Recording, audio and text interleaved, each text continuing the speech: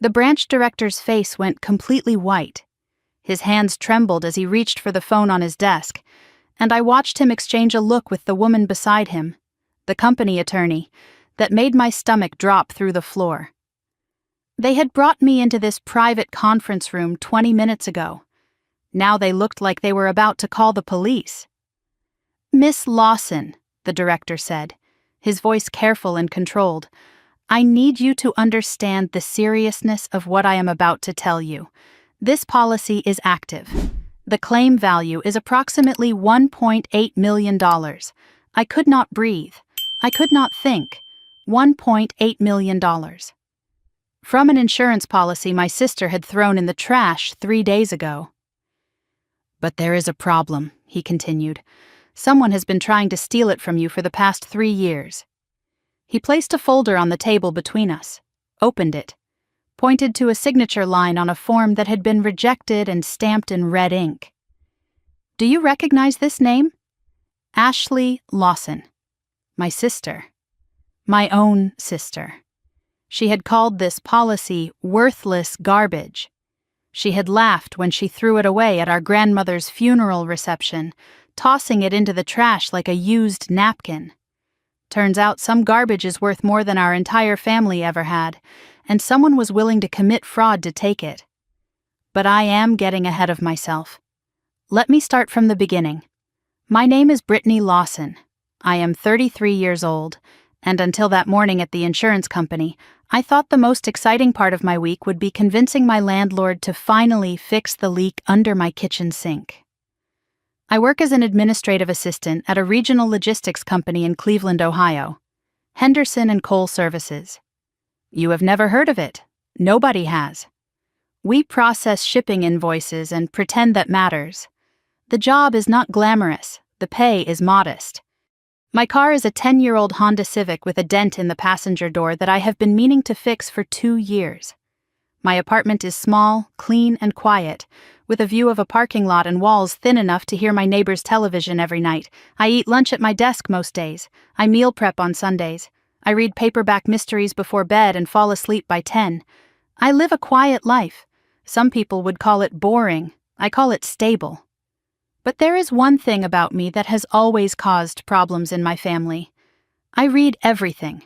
Contracts, receipts, fine print, terms and conditions, the paragraphs of tiny text that everyone else scrolls past without a second thought. I ask questions when numbers do not add up. I keep records. I do not sign anything without understanding exactly what I am agreeing to. At work, I am the one who catches invoice errors, spots missing signatures, notices when dates do not match. My coworkers think it is useful. They call me the detail queen, and they mean it as a compliment. My family thinks it is annoying. They call me paranoid, suspicious, difficult. I call it paying attention. I did not know it then, standing in that insurance office with my world turning upside down. But this habit, this annoying, paranoid, difficult habit, was exactly why my grandmother chose me. In my family, there are 2 daughters, the golden one and the other one. I am the other one. I have always been the other one. Growing up, my sister Ashley was the performer. School plays, dance recitals, student council president, homecoming court, the works. She learned early that attention was currency, and she collected it like other kids collected stickers. Every room she walked into became her stage. Every conversation became her spotlight. I was the quiet one. Good grades, no trouble, no drama. I did my homework, kept my head down, and tried not to take up too much space. Teachers forgot my name by the end of the semester. My mother forgot my birthday twice. Not forgot, exactly. She remembered eventually. She just remembered Ashley's first. There is a specific memory that I carry with me, even now, my 16th birthday. I came home from school expecting something, anything, and found the house empty. No cake, no decorations, no card on the table. My mother had taken Ashley shopping for a dress for some school event and lost track of time. She apologized later, said she got confused with dates. But 3 months later, Ashley turned 14, and there was a catered party in our backyard with 50 guests and a custom dress and a photographer. My mother never confused Ashley's dates. I learned something important that year. I learned that some people are seen and some people are invisible. And I learned which one I was. I was not angry about it anymore. Not really. I had made peace with being the background daughter, the one who showed up and did the right thing, and never asked for anything because asking meant being disappointed. I had built a life that did not depend on their approval. I had my apartment, my job, my routines. Or so I thought. The thing about being invisible is that you learn to watch. You see things that people who are being watched never notice. You catch the glances, the whispers, the tiny betrayals that happen in plain sight because no one thinks you are paying attention. I saw how Ashley looked at our grandmother when she thought no one was watching, calculating, measuring, like she was trying to figure out what she could get. And I saw how our grandmother looked back, sharp eyes that missed nothing. Waiting. My grandmother was Margaret Lawson. She was 82 years old when she died, and she was the only person in my family who ever made me feel like I existed. She was a widow, had been for decades. My grandfather Franklin passed away before I was born, so I never knew him except through photographs and the stories Margaret told. She lived alone in a small Cape Cod house in Lakewood, a suburb just west of Cleveland, with a garden she maintained herself until her hip gave out last year. Margaret was a retired bookkeeper. She had worked for a manufacturing company for 35 years, tracking numbers, balancing ledgers, finding discrepancies that other people missed. Numbers were her language. She used to say she could smell a math error from across the room. Everyone assumed she had nothing, just an old woman living on Social Security and whatever savings she had scraped together. She dressed simply. She drove the same car for 15 years. She clipped coupons from the Sunday paper and brought her own bags to the grocery store. She never asked anyone for money. She never complained about being broke. She paid her bills on time every time, and if you asked her how she was doing, she would smile and say she was doing just fine. Looking back, I should have wondered how. I visited her once a month, sometimes more. Not because anyone asked me to or expected me to, but because I wanted to. We would sit in her small kitchen with cups of tea between us, and she would ask me about my life. Not my job, not my plans, not whether I was seeing anyone. My life. How I was feeling, what I was thinking, what made me happy. She never compared me to Ashley. She never asked why I was not married or promoted or more successful. She just listened. And when I talked, she looked at me like what I was saying actually mattered. Over the past year, she had started saying things that seemed strange at the time. Small comments that I did not know how to interpret. She would look at me with those sharp eyes and say things like, "You are the careful one, Brittany. That is rare." Or, "Most people believe what they want to believe. You believe what you can prove." I thought it was just grandmother wisdom. The kind of thing old people say when they are feeling philosophical. Then, 2 months before she died, she said something I could not forget. I was visiting her at the house, sitting in her kitchen like always, and she reached across the table and took my hand. Her grip was surprisingly strong for a woman her age. Her eyes locked onto mine, and she said, "When I am gone, they will tell you I left nothing. Don't believe them." I asked her what she meant. She just smiled, that knowing smile that always made me feel like she could see right through me. "Promise me you will come when they call you, and promise me you will not believe everything they tell you." I promised. I did not understand why, but I promised. The phone call came on a Tuesday night. I was in my apartment making dinner, nothing special, just pasta with jarred sauce and whatever vegetables were about to go bad in my refrigerator. The television was on in the background, some reality show I was not really watching, and my phone buzzed on the counter. My mother's number. I almost did not answer. Calls from Karen were rarely good news. They were usually complaints about something I had done wrong or requests for favors that somehow never got returned, or updates about Ashley's latest achievement that I was supposed to be impressed by. But something made me pick up. Her voice was flat, businesslike, the way she sounds when she is handling something unpleasant and wants to get it over with as quickly as possible. "Your grandmother passed away this morning. The funeral is Thursday at 2. Greenwood Chapel. Do not be late. Click. The call ended. No, I am sorry. No, are you okay? No, I know you loved her. Just logistics. Scheduling. Do not be late. That was my mother's way of handling death. Handle it like an appointment. Move on. I stood in my kitchen with the phone still in my hand, and the pasta water boiling over on the stove. I did not notice until the hissing sound broke through the fog in my head. I turned off the burner, sat down at my small kitchen table. Let myself feel it. My grandmother was gone.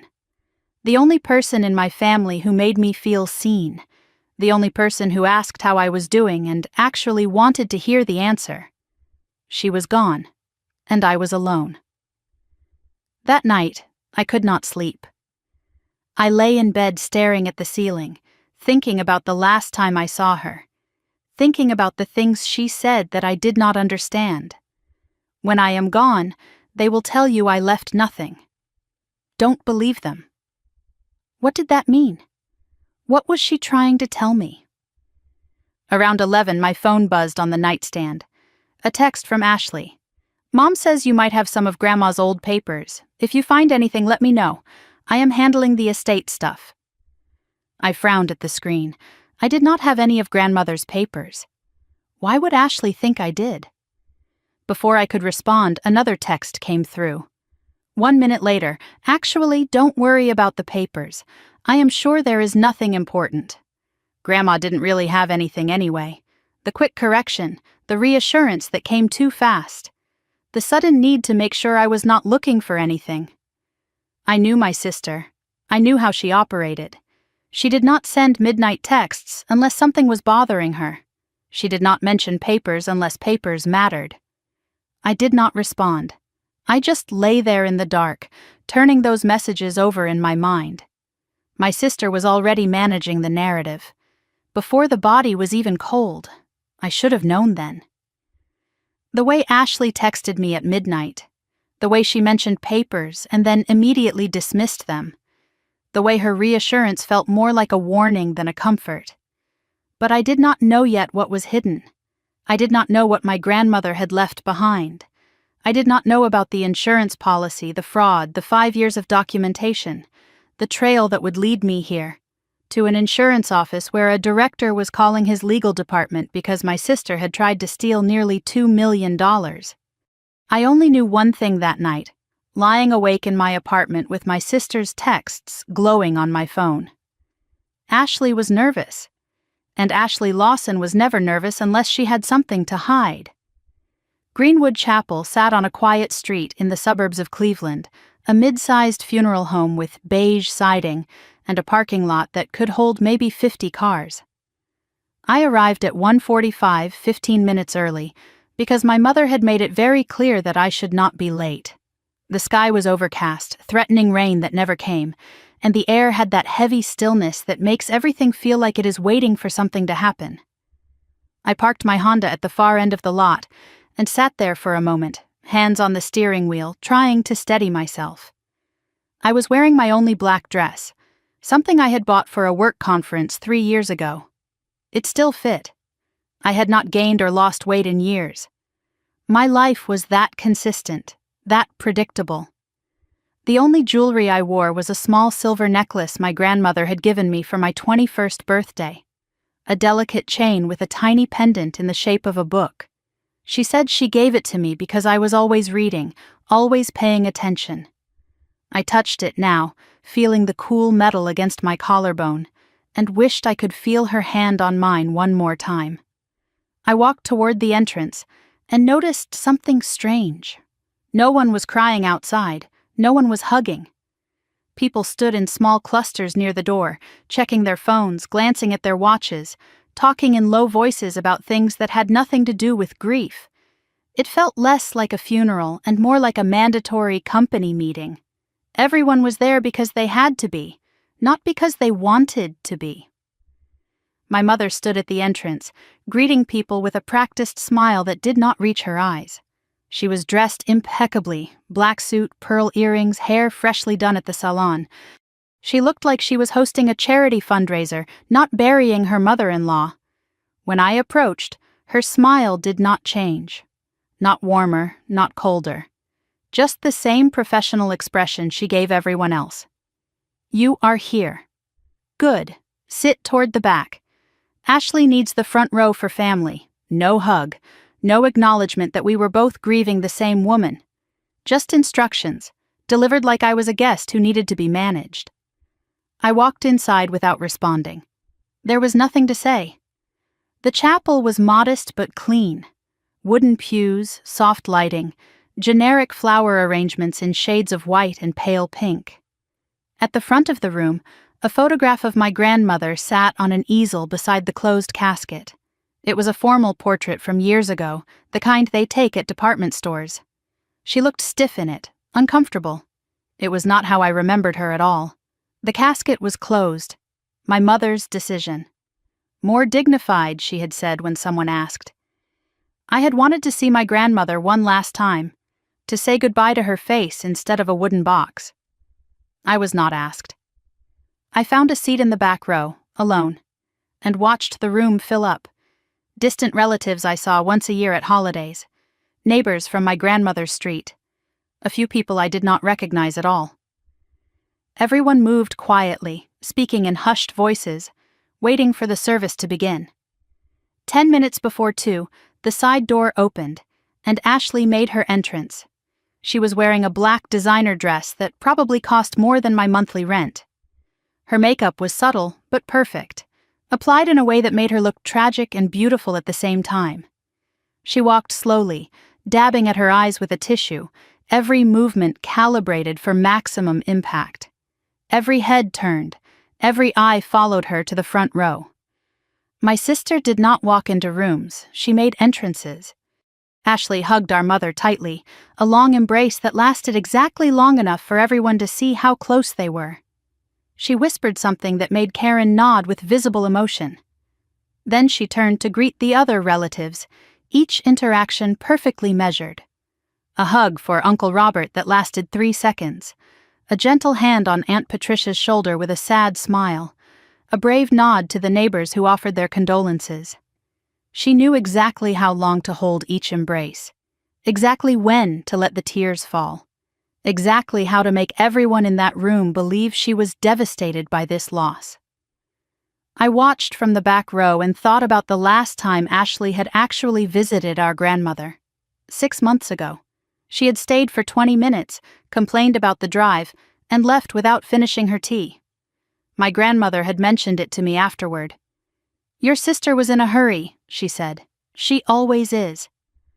Now here Ashley was, performing grief like she had rehearsed it for weeks, and everyone was buying it. During one of her tearful embraces, Ashley's eyes drifted to the back of the room. They found mine for half a second. The tears were still there, glistening perfectly, but behind them I saw something else. Something cold, calculating, watching. Then she looked away and continued her performance. That look lasted less than a second. But I felt it. She was keeping track of me, even while she played the grieving granddaughter.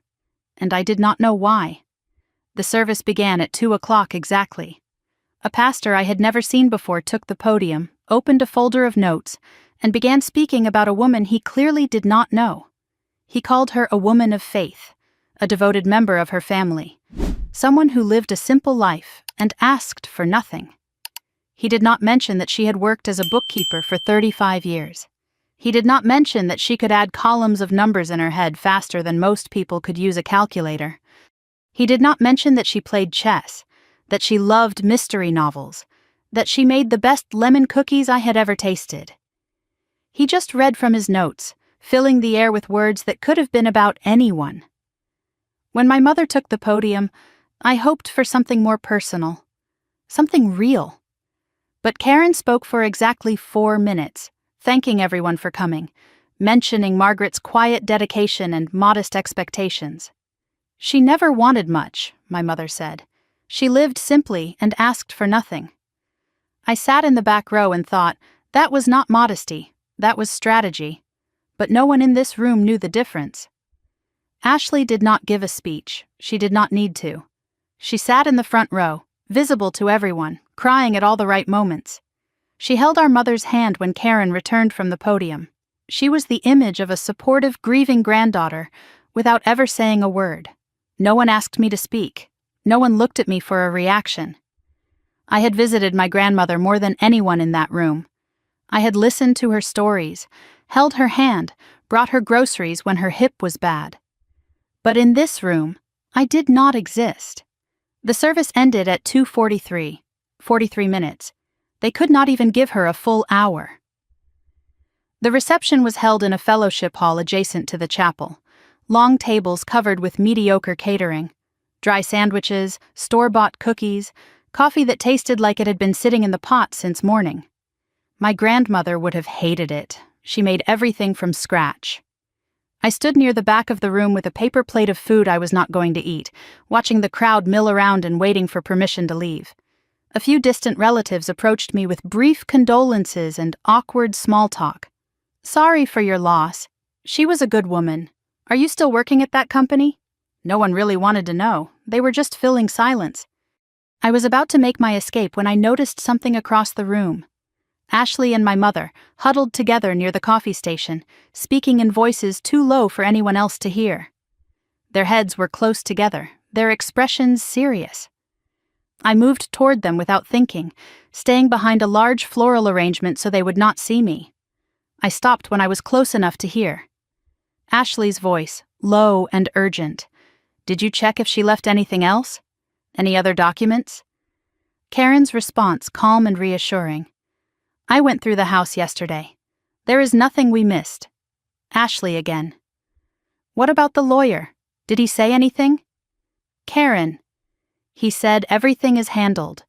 The will is simple. House goes to me as next of kin. Everything else is negligible."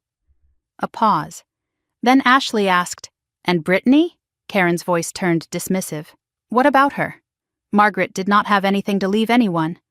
Another pause. Then Ashley, quieter. "Good. Let's keep it that way."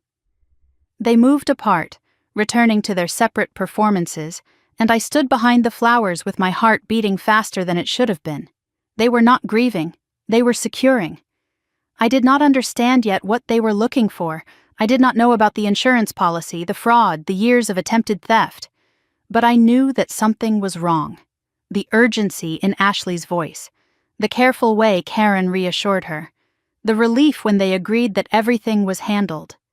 They were protecting something, or hiding something, and they did not want me anywhere near it. I was still processing what I had heard when an older man approached me. Late 60s, silver hair, wearing a suit that was expensive but not flashy. He moved with purpose, his eyes scanning the room before settling on me. "Miss Lawson? Brittany Lawson?"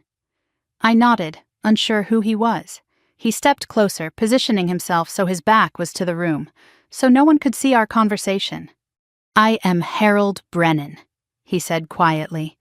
"I was your grandmother's attorney for the past 12 years. My grandmother had an attorney? I did not know she had an attorney. Most people did not, he said. She preferred it that way. He glanced over his shoulder, checking that Ashley and Karen were not watching, then reached into his jacket and pulled out an envelope. Old, yellowed, the edges worn soft with age. "Your grandmother gave me very specific instructions. I was to wait until the funeral, find you personally, and give you this." He pressed the envelope into my hands.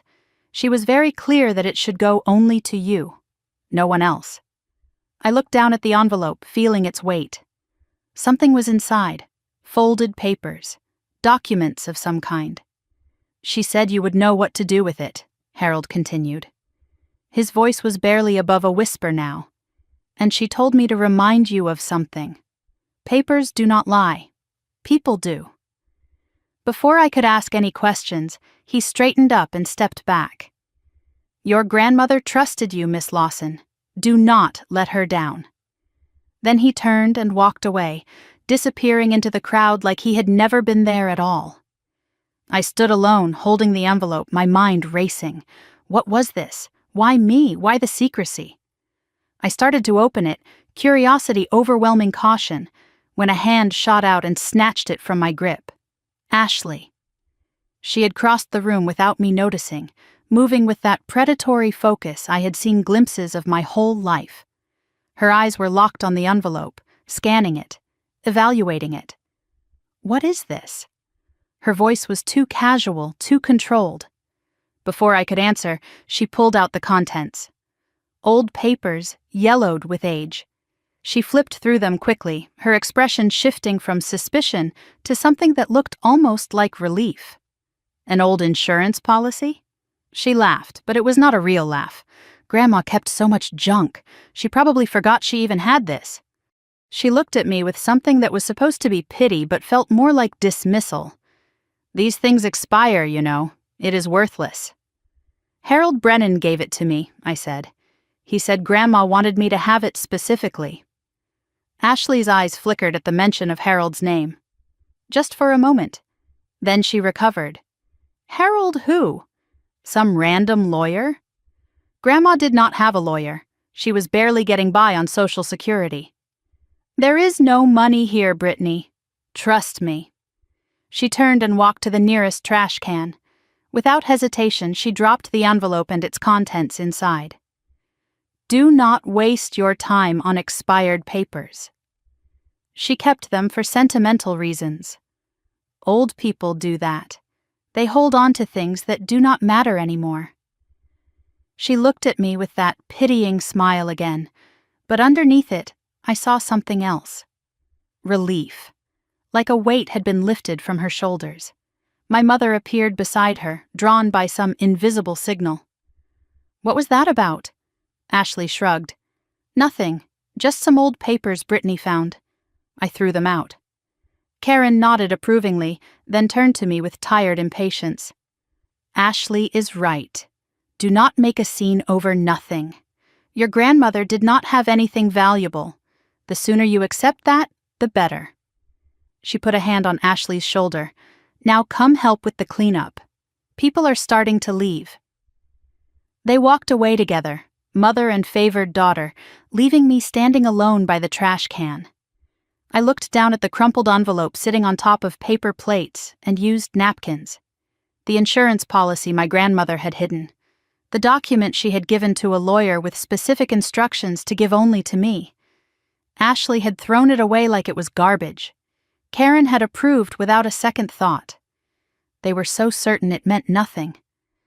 But I could not stop thinking about Harold Brennan's face when he handed me that envelope, the way he positioned himself so no one could see. The urgency in his voice. And I could not stop thinking about Ashley's reaction. Not dismissive, not bored, fast, decisive, almost panicked. People do not react that fast to things that do not matter. Whatever was in that trash can, my sister did not want me to have it. She wanted it gone, destroyed, forgotten. And that made it the most valuable thing in the room. I could not sleep. I lay in my bed staring at the ceiling, watching shadows move across the plaster as cars passed on the street below. The clock on my nightstand glowed 11:14, then 11:32, then 12:07. My body was exhausted, but my mind would not stop spinning. I kept replaying the funeral. Ashley's hand shooting out to grab the envelope. The sound of paper hitting the bottom of the trash can. My mother's dismissive voice telling me not to make a scene over nothing. But it was not nothing. I saw Ashley's face when she looked at that policy. I knew what her dismissal looked like. I had been on the receiving end of it my entire life. This was different. This was elimination. She did not throw that policy away because it was worthless.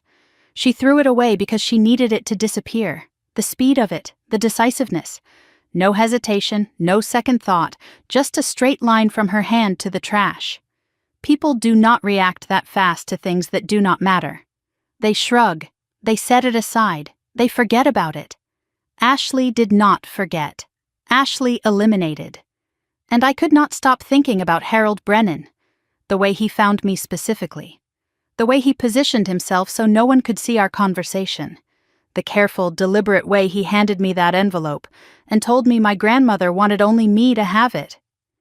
Papers do not lie, he said. People do, my grandmother's words. Coming back to me now through a stranger's voice. I closed my eyes and suddenly I was somewhere else. 2 months earlier, a Saturday afternoon, driving the familiar route to Lakewood. The trees were just starting to change color, hints of gold and red appearing among the green. I had made this drive dozens of times, but that day felt different somehow. Heavier. My grandmother's house was a small Cape Cod with white siding and blue shutters. She had a garden in the front that she maintained herself until last year when her hip started giving her trouble. Now it was slightly overgrown, dandelions pushing up through the flower beds, grass creeping onto the walkway. I always offered to help with the weeding. She always refused. "I am not dead yet," she would say. "I can still pull a dandelion." That day, I let myself in with the spare key she kept under the third porch step. The house smelled like it always did, lemon furniture polish and the faint ghost of pipe tobacco from decades ago. My grandfather had smoked a pipe. The scent never fully left the walls. She was in the kitchen, sitting at the small table by the window, tea already made. 2 cups. She always knew when I was coming. "You are right on time," she said. "Sit down. I made those lemon cookies you like." She looked thinner than the last time I visited, moving slower. But her eyes were the same, sharp, alert, missing nothing. We talked for a while about small things, my job, the weather, a book she was reading. Then she reached across the table and took my hand. Her grip was stronger than I expected. "Your sister has been coming around more lately," she said. I was surprised. Ashley barely visited. Maybe twice a year, and only when she needed something. "She has been helping me with paperwork," my grandmother continued, very eager to help. There was something in her voice. An edge, almost sarcastic. She thinks I do not notice things anymore, that I am too old to pay attention. She paused, those sharp eyes locked onto mine. "I notice everything, Brittany. I did not know what to say." I waited. I have watched this family for 82 years. I know who is real and who is performing. Your sister performs. She always has. Even as a little girl, she knew how to make people see what she wanted them to see. She squeezed my hand tighter. "But you are different. You look for what is true. That is why I need you to remember something." I leaned closer, hanging on every word. "When I am gone, they will tell you I left nothing, that everything is handled.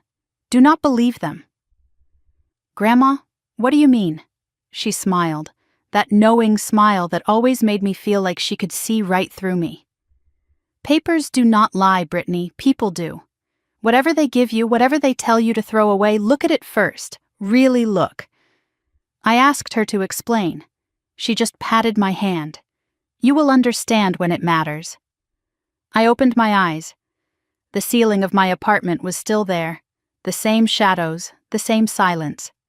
But my grandmother's voice was echoing in my head like she was sitting right beside me. "Papers do not lie. People do. Whatever they tell you to throw away, look at it first." Ashley had told me to throw it away. Ashley had thrown it away herself, right in front of me, without even reading it properly. The clock read 3:47 in the morning. I had not slept at all. Part of me said I was being paranoid. Ashley was right. Old people keep worthless papers. Insurance policies expire. It was probably nothing. But another part of me remembered Harold Brennan's face, the urgency in his voice, the way he looked over his shoulder to make sure no one was watching. My grandmother had kept that policy for a reason. She had hidden it with a lawyer for 12 years and given specific instructions for it to come to me. Only me. If it was worthless, why all the secrecy? Why the specific instructions? Why did Ashley need it gone so fast? I threw off the covers and got out of bed. I got dressed in the dark, jeans, old sweater, comfortable shoes. I grabbed my car keys from the hook by the door and checked the time. 4:12 in the morning. The funeral home would be empty. The trash would not have been collected yet. If I was going to do this, it had to be now. The drive to Greenwood Chapel took 20 minutes. The streets were nearly empty, just the occasional delivery truck or early morning commuter. Cleveland in the pre-dawn gray, streetlights still on, everything quiet and waiting. My Honda made that familiar rattle on the highway, the one I kept meaning to get checked. I drove with the radio off. I needed to think. I arrived at the funeral home just as the first light was breaking over the horizon. The parking lot was empty except for one car near the back entrance, probably night security or a custodian. I parked at the far end, near the service entrance I remembered from the reception. Sat in the car for a moment, heart pounding, questioning every decision that had led me here. This was either the smartest thing I had ever done or the most ridiculous. Only one way to find out. I got out of the car and walked quickly toward the side of the building. The service entrance was near the kitchen. I remembered seeing staff come in and out during the reception, carrying trays and trash bags. There was a large dumpster against the wall. Green metal, lid closed but not locked. No one around, no one watching. I stood there for a moment, looking at that dumpster, thinking about what I was about to do. Here I was, 33 years old, college degree, steady job, about to climb into a dumpster at 4:30 in the morning like some kind of raccoon in business casual. My grandmother would have been proud, or horrified, possibly both. I hoisted myself up, swung one leg over the edge, and dropped inside. The smell hit me immediately. Stale food, coffee grounds, wilted flowers from the arrangements. Not as bad as I expected, but not pleasant either. The bags from the reception were right on top, black plastic bulging with the remains of a funeral no one really cared about. I tore open the first bag. Napkins, paper plates, half-eaten sandwiches, nothing. Second bag, more of the same.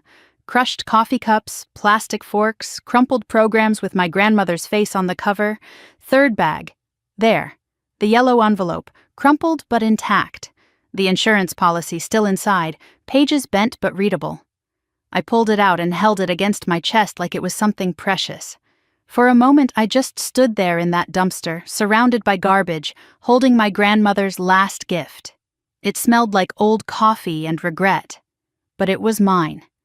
I climbed out, brushed myself off, tucked the envelope inside my jacket, and walked back to my car without looking back. By the time I got home, the sun was up. 5:45 in the morning, golden light streaming through my kitchen window. I spread the policy out on the table and finally looked at it properly. Midwest Mutual Life Insurance Company. Policy number 7749 ML 1989. Original issue date 35 years ago. Policyholder Margaret Eleanor Lawson. This policy was older than me. I flipped through the pages carefully. The original policy, several pages of formal language and small print. Multiple amendment pages attached, changes made over the years, beneficiary designation forms, updated periodically, premium payment records showing continuous payments, month after month, year after year. My grandmother had paid into this policy for 35 years, never missed a payment. I turned to the most recent beneficiary designation, dated 14 months ago. Sole beneficiary, Brittany Ann Lawson. I stared at my own name, read it again, read it a third time, sole beneficiary. Not Ashley, not Karen, not split between us, just me. But something was wrong. Some of the pages looked different. Newer paper mixed with old. One beneficiary form had a signature that did not look right. My grandmother's handwriting was distinctive. Small, precise, slightly slanted to the left. I had seen it my whole life on birthday cards, grocery lists, notes left on the kitchen counter. This signature was similar but not quite right. Too large, wrong angle. The letters did not flow the way hers did. I kept flipping through the pages, found another form dated 2 years ago. This one listed the beneficiary as Ashley Marie Lawson, but it was marked in red ink, rejected. Signature verification failed. Original policyholder verification required. Someone had tried to change the beneficiary to Ashley, and the insurance company had rejected it. I sat back in my chair, mind racing. This policy was not worthless. It was contested. Someone had been trying to steal it, and my grandmother had stopped them.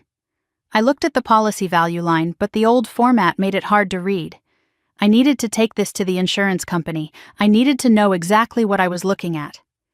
My phone buzzed on the table. I had forgotten it existed. Text from Ashley. 6:17 in the morning. Mom said you were asking about Grandma's papers at the funeral. I told you there is nothing there. Just let it go.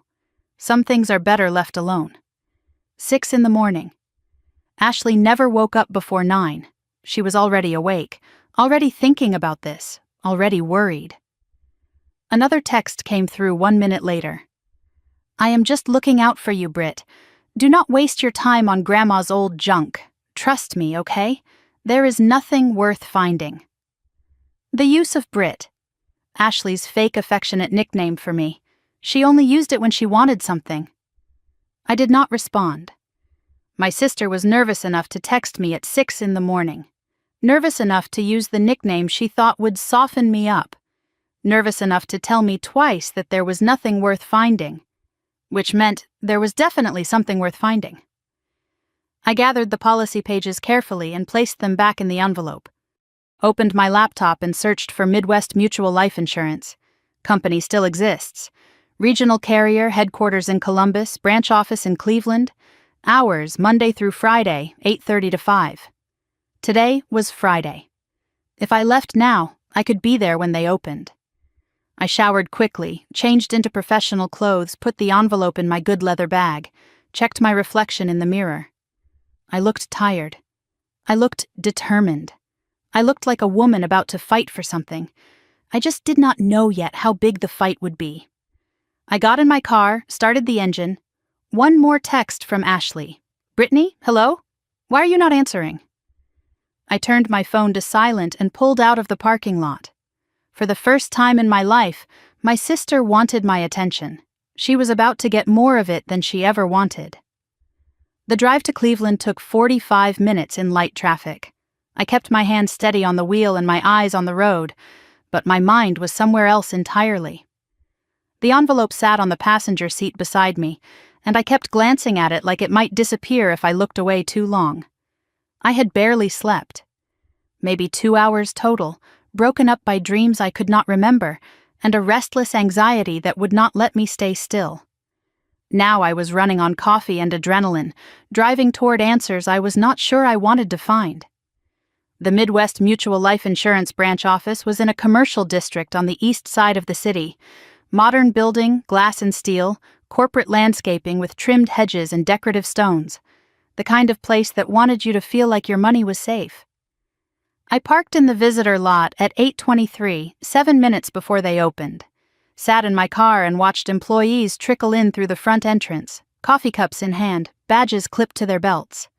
I told myself not to expect anything. Even if the policy was valid, it was probably worth a few $1,000s. Maybe enough to cover funeral costs. Maybe enough for a modest savings. I was not doing this for money. I was doing this for truth. My grandmother wanted me to find something. She had hidden this policy, protected it, left specific instructions for it to come to me. I owed her at least the effort of looking. At 8:31, I got out of the car, grabbed my bag with the envelope inside, and walked toward the entrance. Whatever happened next, there was no going back. The lobby was corporate clean in that way insurance companies always are. Marble floors polished to a shine, potted plants that might have been real or might have been very convincing fakes, soft music playing from hidden speakers, something instrumental and forgettable. The reception desk was staffed by a young woman with a professional smile and a nameplate that read, Jennifer. A few other customers sat in chairs along the wall, filling out forms or waiting for appointments. Everything looked normal. Everything felt routine. Good morning, Jennifer said as I approached. How can I help you today? I pulled the envelope from my bag. I would like to inquire about a life insurance policy. My grandmother passed away recently, and I am listed as the beneficiary. I would like to verify the policy status. Jennifer's smile stayed in place, professional sympathy layered on top. I am so sorry for your loss. Is this regarding a new claim or an existing policy? Existing. From a long time ago. She took the envelope and examined the contents, noting the age of the paper with a raised eyebrow. This is quite an old policy. Let me pull it up in our system. She turned to her computer and typed in the policy number. I watched her face, looking for any reaction, any sign that something was unusual. At first, nothing, just routine keystrokes. The click of her mouse, the hum of the computer processing. Then her fingers stopped moving. Her smile faded, just slightly. She leaned closer to her screen, scrolled down, scrolled back up. Her eyebrows drew together. "That is strange," she murmured, more to herself than to me. "Is something wrong?" She looked up, her expression carefully neutral now. The warmth was gone. "Could you excuse me for just one moment? I need to speak with someone." She did not wait for me to answer. She stood up quickly and walked toward a back hallway, disappearing through a door marked "Employees Only." I stood at the reception desk alone, my heart beating faster than it should have been. The other customers kept filling out their forms. No one noticed anything unusual. But I noticed. Something had changed. 5 minutes passed. Then 10. Jennifer did not return. Another receptionist came out and helped the other customers, but she avoided eye contact with me. I stood there trying to look calm, feeling anything but. Finally, a door opened down the hallway. A woman emerged and walked toward me with purpose. Mid-40s, tailored blazer, reading glasses pushed up on her head.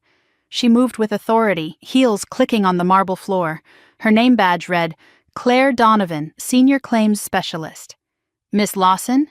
She extended her hand. "I am Claire Donovan. I handle complex claims for our branch." Her handshake was firm, professional, but her eyes were studying me carefully, assessing something I could not identify. "Would you mind coming with me? I would like to discuss your grandmother's policy in private. Is there a problem with the policy?" She paused for just a fraction too long. "There are some details we need to review. It would be better to discuss them somewhere more comfortable." I followed her down the hallway, past cubicles where people pretended not to stare. She led me to a small conference room with glass walls, blinds already drawn for privacy. A table with 4 chairs, a pitcher of water, notepads arranged precisely. "Please, have a seat." "Can I get you anything? Water? Coffee?" I sat down across from her. "I would like to know what is going on." Claire settled into her chair and folded her hands on the table. Her expression was serious but not hostile. "Miss Lawson, I need to verify some information first. This is standard procedure for claims of this nature." "What nature?" She did not answer directly. Instead, she opened a folder she had brought with her. "May I see your driver's license?" I handed it over. She compared it to something in her folder, checking details I could not see. "Your full legal name is Brittany Ann Lawson?" "Yes." "Date of birth? March 15th, 1992. Social Security number?" I hesitated for a moment, then provided it. She checked it against her records. "And Margaret Eleanor Lawson was your grandmother, your father's mother?" "Yes." "My father was David Lawson. He passed away 8 years ago." Claire made a note. "I am sorry. That matches our records." "Your records? You have records about my father?" "We have records about everything, Miss Lawson. That is what insurance companies do." She examined the original policy I had brought, holding certain pages up to the light, comparing signatures to something in her folder. She took photos of several pages with her phone. "This appears to be the original policy document. It matches what we have on file." "Then, everything is in order? The policy is valid?" Claire set down the papers, removed her reading glasses, looked at me with an expression that was hard to read, not hostile, but serious. Concerned, maybe. "Miss Lawson, this policy is very much valid. But before I tell you more, I need to make a phone call." She excused herself and stepped into the hallway. Through the glass, I could see her talking on her cell phone, expression serious, gesturing with one hand. The call lasted several minutes. I sat alone in that conference room, surrounded by corporate neutrality, and tried to slow my breathing. Whatever was in that policy, it was bigger than expired paperwork. Claire returned and closed the door firmly behind her. "Miss Lawson, I have just spoken with our legal department. They are sending someone over. But I want to explain a few things first. Legal department? Why do you need lawyers? Because this policy is complicated. She opened a different folder and turned it so I could see the contents. A printed statement with numbers and dates and columns I did not understand. Your grandmother purchased this whole life insurance policy 35 years ago. She paid premiums consistently every month until her death. Claire pointed to a line near the bottom of the page. Whole life policies accumulate cash value over time. The longer they are held, the more they are worth. Your grandmother held this policy for 35 years. She never borrowed against it, never withdrew from it, just kept paying month after month for 3.5 decades. My eyes found the number on the page, a number with a lot of digits. My brain did not process it at first. It could not be right. Claire said it out loud. The current claim value of this policy is approximately $1.8 million. Silence. I am sorry. Did you say $1.8 million, plus potential dividends and interest pending final calculation? That is not possible. My grandmother lived in a small house. She clipped coupons. She drove the same car for 15 years. Claire almost smiled. Miss Lawson, your grandmother was a bookkeeper for 35 years. She understood compound interest better than most financial advisors. She knew exactly what she was doing. I stared at the number. Could not breathe, could not think. My grandmother, who everyone thought had nothing, had quietly built a fortune, and she left it all to me. Before I could process this, Claire's expression shifted. Sympathy mixed with something else. Concern. Miss Lawson, there is something else you need to know. I looked up, still reeling from the first revelation. This policy should be straightforward. Policyholder deceased, beneficiary verified, claim approved.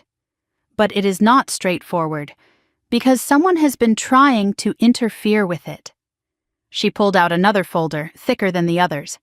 Over the past 3 years, our company has received multiple requests to modify the beneficiary designation on this policy.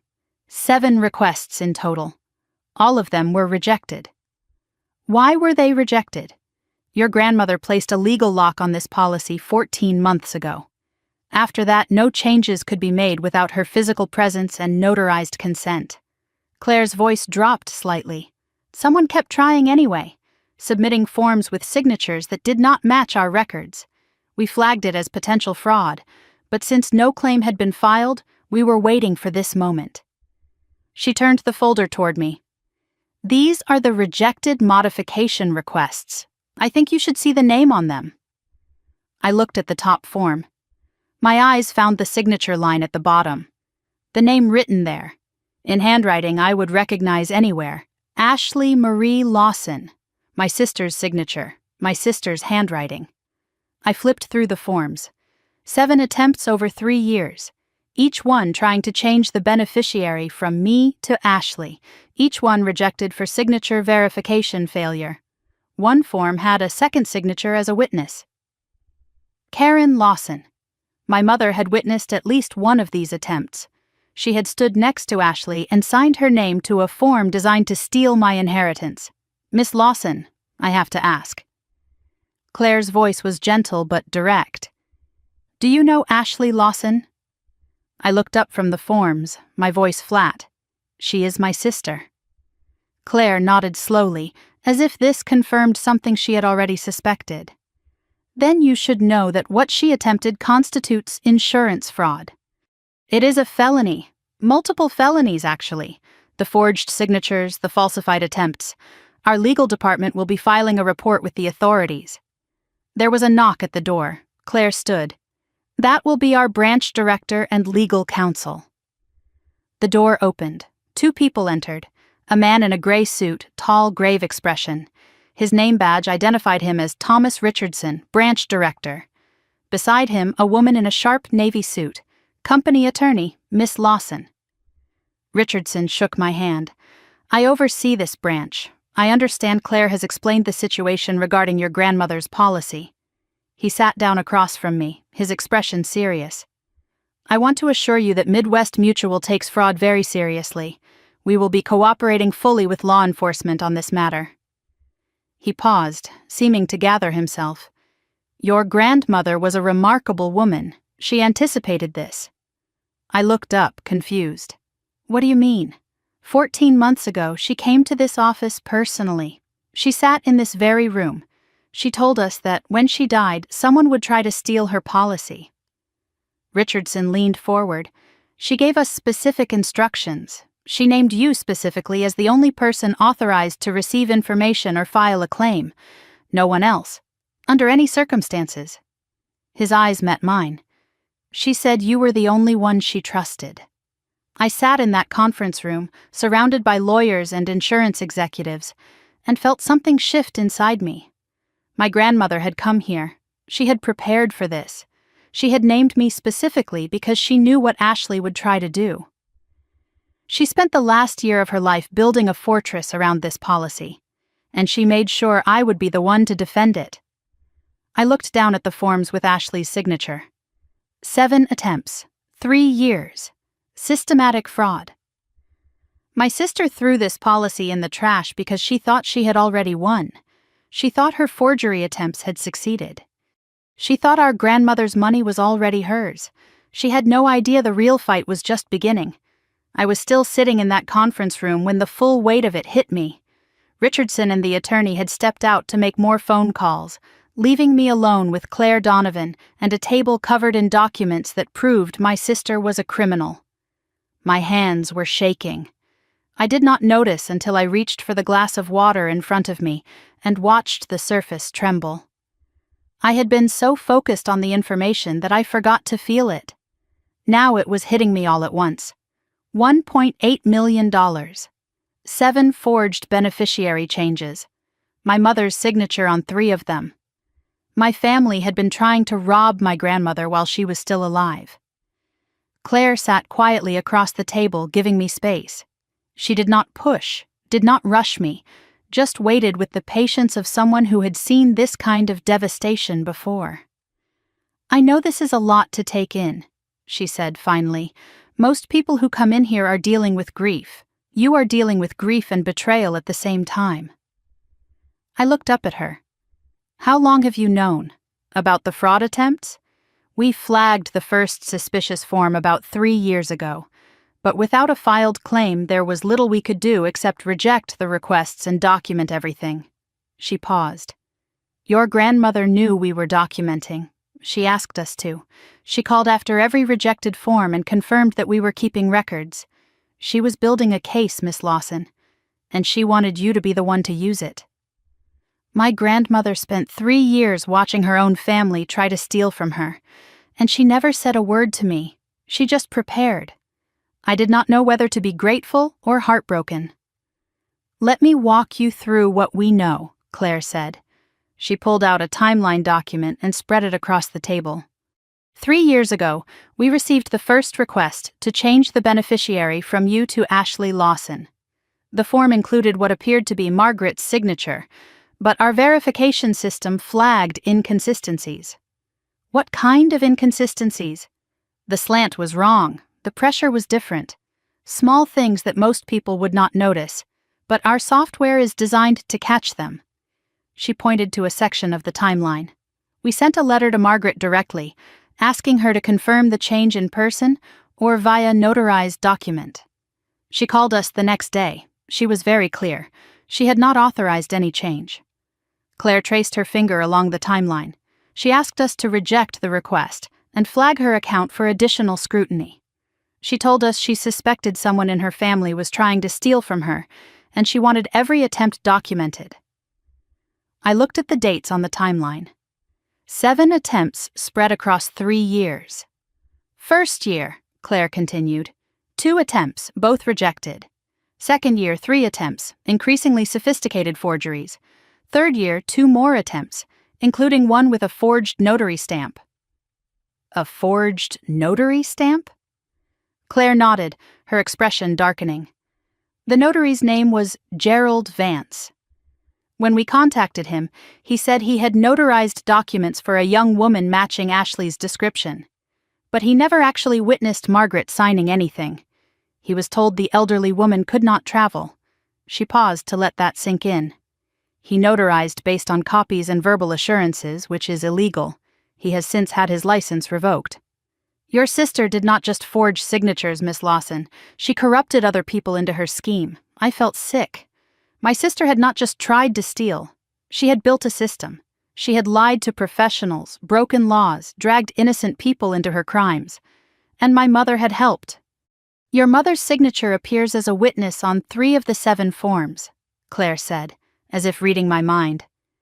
We cannot determine if she knew the signatures were forged, but her participation raises questions. I stared at the documents. My mother stood next to my sister and watched her forge my grandmother's name. Either she knew and helped, or she did not look closely enough to notice. I was not sure which was worse. The door opened and the company attorney returned. Patricia Wells, she introduced herself, sitting down beside Claire. Miss Lawson, I need to explain what happens next from a legal perspective. She opened her own folder, All Business. What your sister attempted constitutes insurance fraud under Ohio law. It is a felony. The forged signatures and falsified notarization add multiple forgery charges. If your grandmother had died before she locked the policy, and Ashley had successfully claimed the money, we would be looking at theft of nearly $2 million. She let that number hang in the air. As it stands, she is looking at attempted fraud, multiple counts of forgery, and potentially elder financial abuse. Elder financial abuse. The words made my stomach turn. My sister had tried to steal from an 82-year-old woman, her own grandmother. Midwest Mutual has a legal obligation to report suspected insurance fraud to the Ohio Department of Insurance, Patricia continued. From there, it typically moves to the county prosecutor's office. We will be cooperating fully with any investigation. She looked at me directly. You are not required to do anything. The company will file its report regardless. But if you choose to provide a statement or cooperate with investigators, it would strengthen the case. This is your decision. Take time to think about it. I nodded slowly, overwhelmed. She was asking me to help send my sister to prison. A week ago, that thought would have seemed impossible. Now, sitting in this room, looking at those forged signatures, it felt like the only option. I left the insurance office just after noon. 2 hours had passed since I walked in. It felt like 2 years. The sun was bright, too bright, and I squinted against it as I pushed through the doors and walked toward my car. I felt like I was emerging from underground, from some dark place where terrible secrets lived. I sat in the driver's seat but did not start the engine. Just sat there, breathing. I had come here hoping the policy was not expired. I left knowing I was a millionaire and my sister was a criminal. Neither of those things felt real yet. I looked at my phone. 17 missed calls from Ashley, 9 from Karen. I did not listen to any of the voicemails, not yet. I was not ready. But there was one call I needed to make. Harold Brennan's face flashed in my mind. The way he found me at the funeral. The way he said my grandmother had trusted me with this. He knew something. He had to know something. My grandmother had a lawyer for 12 years. He did not just deliver an envelope. I found his business card in my bag. Simple white card, black text. Harold Brennan, attorney at law, estate planning and elder law. Small office address in Lakewood. I dialed before I could overthink it. He answered on the second ring. Miss Lawson, I was wondering when you would call. You knew, didn't you? About the insurance policy. About what Ashley was doing. There was a pause on the line. Then his voice, careful but warm. I know many things, Miss Lawson. Your grandmother made sure of that. Can you explain? Can you tell me what is going on? Another pause. Can you come to my office? There is more you need to see. I was not supposed to reveal everything until certain conditions were met. But I think those conditions have been met now. How soon can you be here? 15 minutes. I will have tea ready. Harold Brennan's office was in a converted Victorian house in Lakewood, just 15 minutes from the insurance company. I parked on the street and walked up creaky wooden steps to a door with a brass nameplate. Harold Brennan, attorney at law. By appointment only. I rang the bell. Harold opened the door himself. No receptionist, no staff visible, just an old man in a cardigan, glasses perched on his nose, looking at me with eyes that held more knowledge than I could imagine. Come in, come in. I made tea. Your grandmother always preferred tea. The office inside was organized chaos. Floor-to-ceiling bookshelves stuffed with law books and files, stacks of papers on every surface, an old wooden desk buried under documents. It smelled like leather and old paper and something that might have been pipe tobacco from decades past. He gestured to a worn leather chair across from his desk. I sat down and accepted the tea he offered. Chamomile, my grandmother's favorite. You knew my grandmother well. 12 years. He settled into his own chair, cradling his cup. She came to me when she first suspected something was wrong. Most of my clients want to protect their assets from nursing homes or taxes. Margaret wanted to protect hers from her own family. I took a sip of tea, letting the warmth steady me. I have been practicing elder law for 35 years, Miss Lawson. I have seen families tear themselves apart over money, seen children steal from dying parents, seen spouses empty accounts while their partners lay in hospital beds. He shook his head slowly. Your grandmother was different. She did not want revenge. She wanted justice, and she wanted to protect you. Why me? Why not just cut Ashley out and forget about it? Harold set down his teacup. Because your grandmother believed that truth matters more than peace. She could have changed her will quietly, left everything to charity, avoided the whole mess. He looked at me with something like admiration. But she said something to me once that I have never forgotten. She said, Ashley needs to face what she has done, not for punishment, for her soul. He smiled sadly. Your grandmother was a bookkeeper, Miss Lawson, but she thought like a philosopher. He opened a drawer in his desk and pulled out a thick folder, set it on the desk between us. The label on the front read, Margaret Lawson, Comprehensive Estate Plan. The insurance policy was just the beginning, Miss Lawson. He opened the folder. Your grandmother came to me 5 years ago when she first discovered Ashley's activities.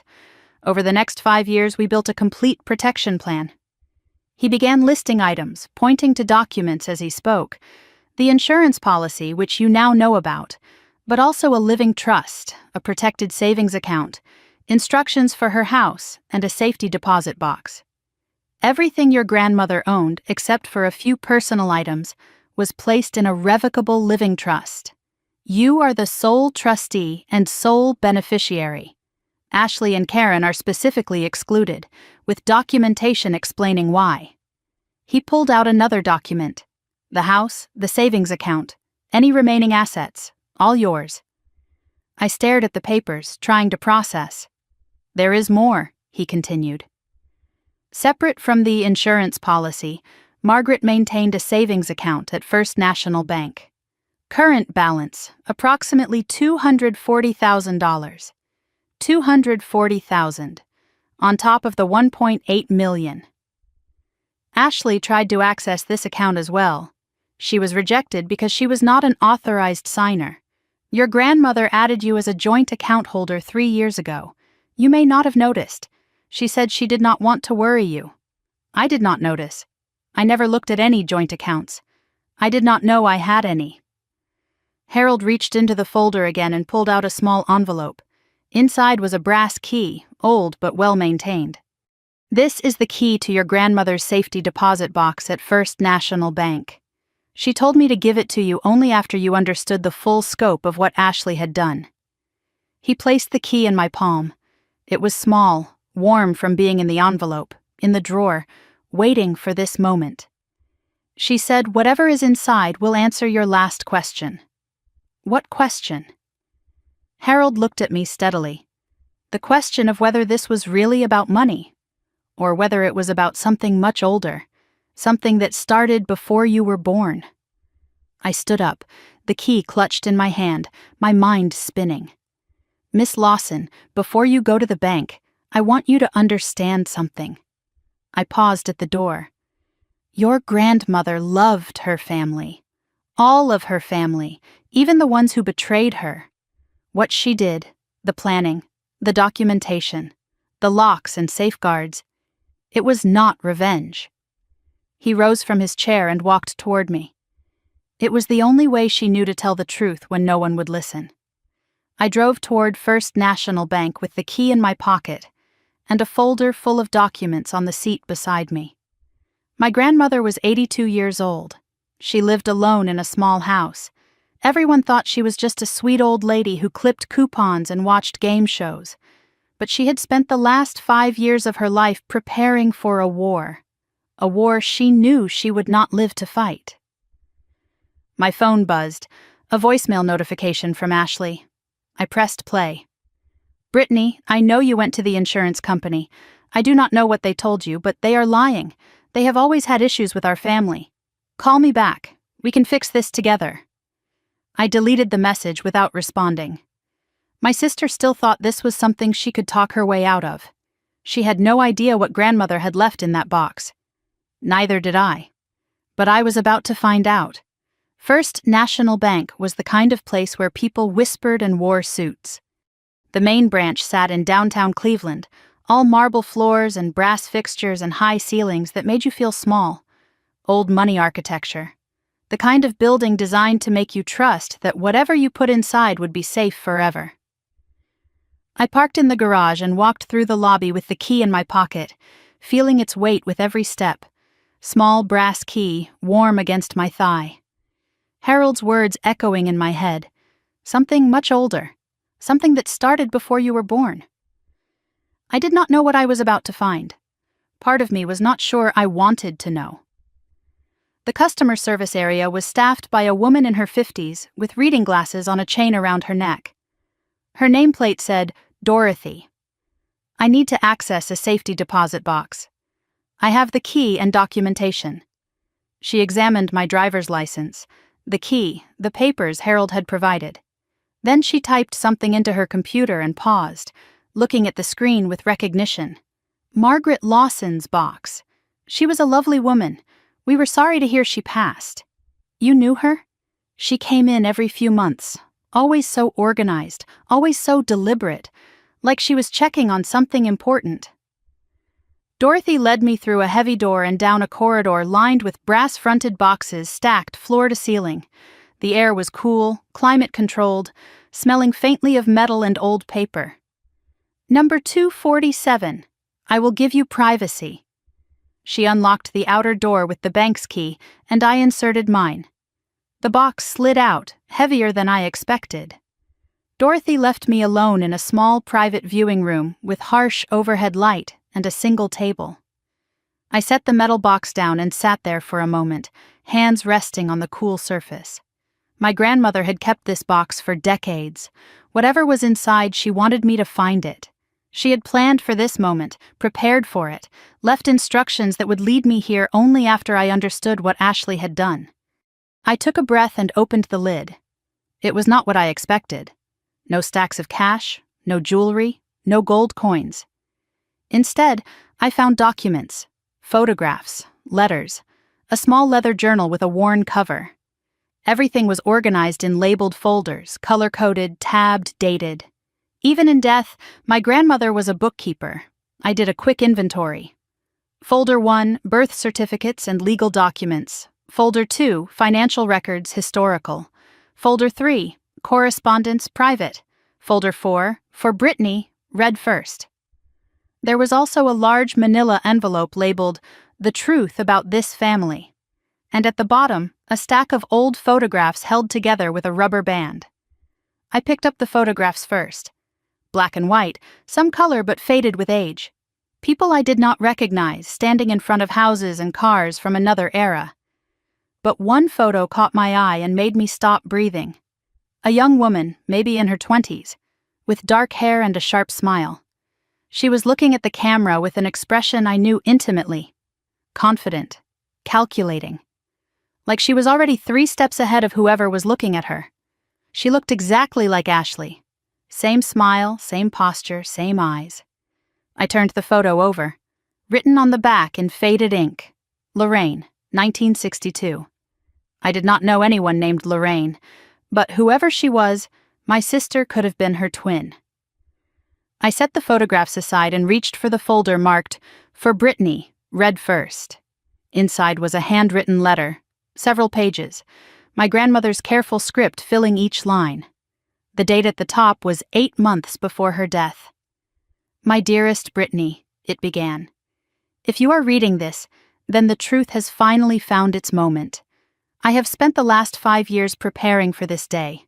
I have watched, documented, and waited. I know you must have questions. Why did I choose you? Why did I not just confront Ashley? Why did I let this happen? The answers are not simple. But you deserve to know everything. What I am about to tell you goes back 40 years, long before you were born." I kept reading, my grandmother's voice in my head as clear as if she were sitting beside me.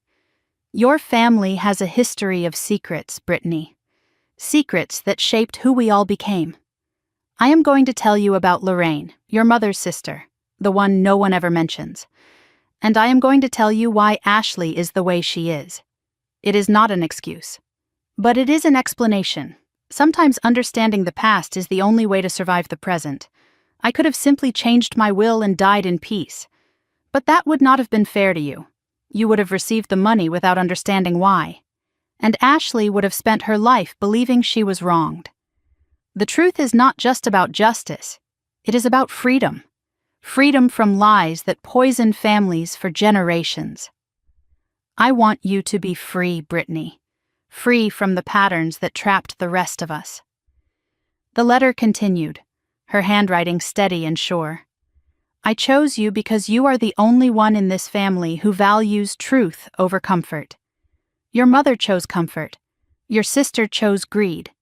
Your father, God rest his soul, chose silence. But you always asked the questions no one wanted to answer. That is not a flaw, sweetheart. That is a gift. Use it." At the bottom of the first page, she had written instructions. Read the documents in order. Start with the truth about this family. It will hurt. But you need to know. And when you are finished, you will understand why I did what I did. You will understand everything. I set the letter aside and reached for the large manila envelope. My hands were trembling slightly as I opened it. Inside were typed pages, newspaper clippings, legal documents, more photographs. A timeline of events spanning 40 years. The first document was a newspaper clipping from 1983. The headline read, "Local Woman Convicted of Elder Fraud." Below it was a photograph of Lorraine, the same woman from the earlier picture, now older, being led from a courthouse in handcuffs. The article explained that Lorraine Mitchell had been convicted of systematically stealing from elderly clients at a financial services company where she worked. She had forged documents, manipulated account information, drained savings accounts. The judge called her crimes calculated and predatory. She was sentenced to 4 years in prison. I stared at the clipping, my mind struggling to process. "Your mother had a sister," my grandmother had written in the margins. "An older sister. She has never mentioned her to you." I kept reading through the documents. After Lorraine's conviction, the Mitchell family had disowned her completely. Karen never spoke of her again, pretended she did not exist. Lorraine was erased from family history like she had never been born. She died in 2001, alone, estranged from everyone who had ever known her. "Your mother buried her own sister twice," my grandmother had written, "once in silence, once in the ground." But there was more. A letter from 1989. Lorraine writing to Karen from somewhere, begging for forgiveness, asking to meet her niece. The baby, she called her. The baby was Ashley. Attached was a note in my grandmother's handwriting. Karen visited Lorraine in prison. She never told anyone. I found the visitor logs years later. I sat back in my chair, trying to absorb what I was reading. My mother had a sister who went to prison for elder fraud, the exact same crime Ashley had tried to commit. And Karen had hidden this from everyone, including me, for my entire life. "Your mother watched her own sister go to prison for fraud," my grandmother had written. Then she watched her daughter attempt the same crime. Either she did not see the pattern, or she could not face it. I believe Karen has spent her entire life running from Lorraine's shadow. And Ashley walked right into it. I reached for the small leather journal next. My grandmother's handwriting again. Dated entries spanning 5 years. The first entry was from 4 years ago. I started this journal when I first suspected Ashley was stealing from me. I wanted a record. Proof that I was not losing my mind. I flipped through the pages, reading selected entries. 4 years ago. Ashley visited today. She offered to help with my bills. She has never offered before. Something has changed. 3.5 years ago. Found a document on my desk that I did not sign. Ashley was here yesterday. The signature looks like mine but is not. 3 years ago. Ashley told Karen I am getting confused. I am not confused. I know exactly what she is doing. 2 years ago. The insurance company rejected another change request. I called to confirm they are keeping records. They are. 18 months ago, hired Harold Brennan. It is time to protect myself legally. 1 year ago. Ashley is getting more desperate. Her attempts are more frequent, more sophisticated. She has started involving a notary. I have documented everything 6 months before her death. I have done everything I can. The rest is up to Brittany. I hope she forgives me for this burden. I had no one else to trust. The truth is patient. It will wait for her. I closed the journal and sat in silence. My grandmother had spent 5 years watching her own granddaughter try to steal from her. She had documented every attempt, every lie, every betrayal, not out of paranoia, out of love. She was building a case, building evidence, building a fortress of truth that Ashley could never penetrate, and she had done it all alone. I turned to the folder of trust documents next, the complete legal framework Harold had mentioned. But there was more here than just the trust. A detailed accounting of every asset, every protection, every contingency, insurance policy, locked, Brittany as sole beneficiary. Living trust, established 4 years ago, updated annually. Savings account, joint ownership with Brittany added 3 years ago.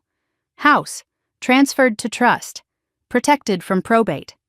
My grandmother had built a fortress, brick by brick, year by year, and at the bottom of the trust documents, a specific clause that made my breath catch. I intentionally exclude my daughter-in-law Karen Lawson and my granddaughter Ashley Lawson from any inheritance. Attached was a 3-page explanation, documentation of attempted fraud, forged signatures, witness statements from the insurance company. She did not just cut them out, she documented why. If they ever tried to contest the trust, they would be contesting their own crimes. My grandmother thought like a general preparing for war. Every document was a weapon. Every signature was armor. She knew Ashley would fight. She made sure Ashley would lose. This was not paranoia. This was love. She spent her final years protecting me from my own family, and she did it all alone.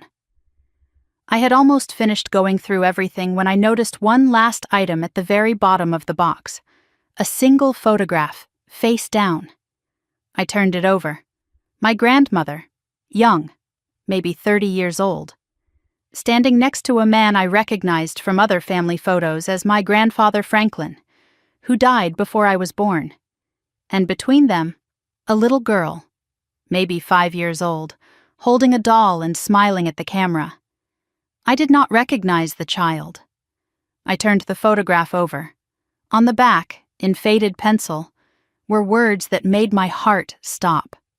Margaret, Franklin, and the girl we couldn't keep. 1967. The girl we could not keep. My grandfather died before I was born. I never knew him except through photographs and stories. But who was the little girl? My grandmother never mentioned having another child. My father never mentioned having a sister. Margaret's letter said I would understand everything. But this photograph raised more questions than answers. My phone buzzed, startling me back to the present. I had forgotten it existed. A text from a number I did not recognize. Miss Lawson, this is Detective Martinez from the Cleveland Police Department, Financial Crimes Unit. We need to speak with you regarding a fraud investigation involving Ashley Lawson. Please contact me at your earliest convenience. I stared at the message, then at the photograph, then at the box full of my grandmother's secrets. The police were already involved. The investigation was already moving. But I still had questions. Questions only the dead could answer. Who was the girl in the photograph? What happened in 1967? And why did my grandmother spend her last years preparing for a war against her own family? I gathered everything carefully, placed it back in the box, and walked out of the bank into the afternoon sun. Whatever was coming next, I was not facing it alone. I had my grandmother's army of documents, and I was ready to fight. I sat in my car outside First National Bank for a long time, engine off, hands on the steering wheel, staring at nothing. The metal box from the safety deposit sat on the passenger seat, filled with 40 years of family secrets. I had come looking for answers. I found a graveyard. Lorraine, Karen's criminal sister, erased from family history. Ashley, following the same pattern, committing the same crime, blind to the shadow she was walking in. My grandmother's journal, 5 years of watching and documenting and preparing. And that photograph. The little girl no one ever mentioned. The girl we could not keep. Who was she? What happened to her? My grandmother's letter promised I would understand everything, but this photograph only added more questions.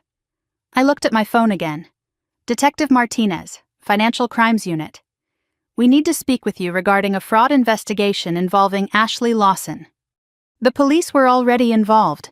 This was not just family drama anymore. This was a criminal investigation. My sister might actually go to prison. I typed a response. I can meet tomorrow morning. Where? The reply came quickly. Cleveland Police Department, Financial Crimes Division, 9 a.m. Ask for Detective Martinez. Tomorrow I would tell the police about my sister. Tonight I needed to understand that photograph. I drove home as the sun began to set, the metal box heavy beside me. By the time I reached my apartment, the sky was turning purple and gold, beautiful in a way that felt wrong given everything I had learned. I spread the contents of the box across my kitchen table. The photograph of the little girl propped against a coffee mug.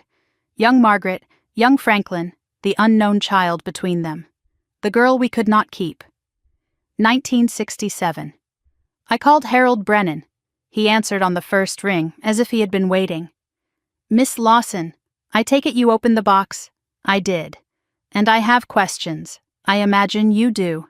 There is a photograph at the bottom. My grandmother, my grandfather, and a little girl. The back says the girl we could not keep. Harold, who is she?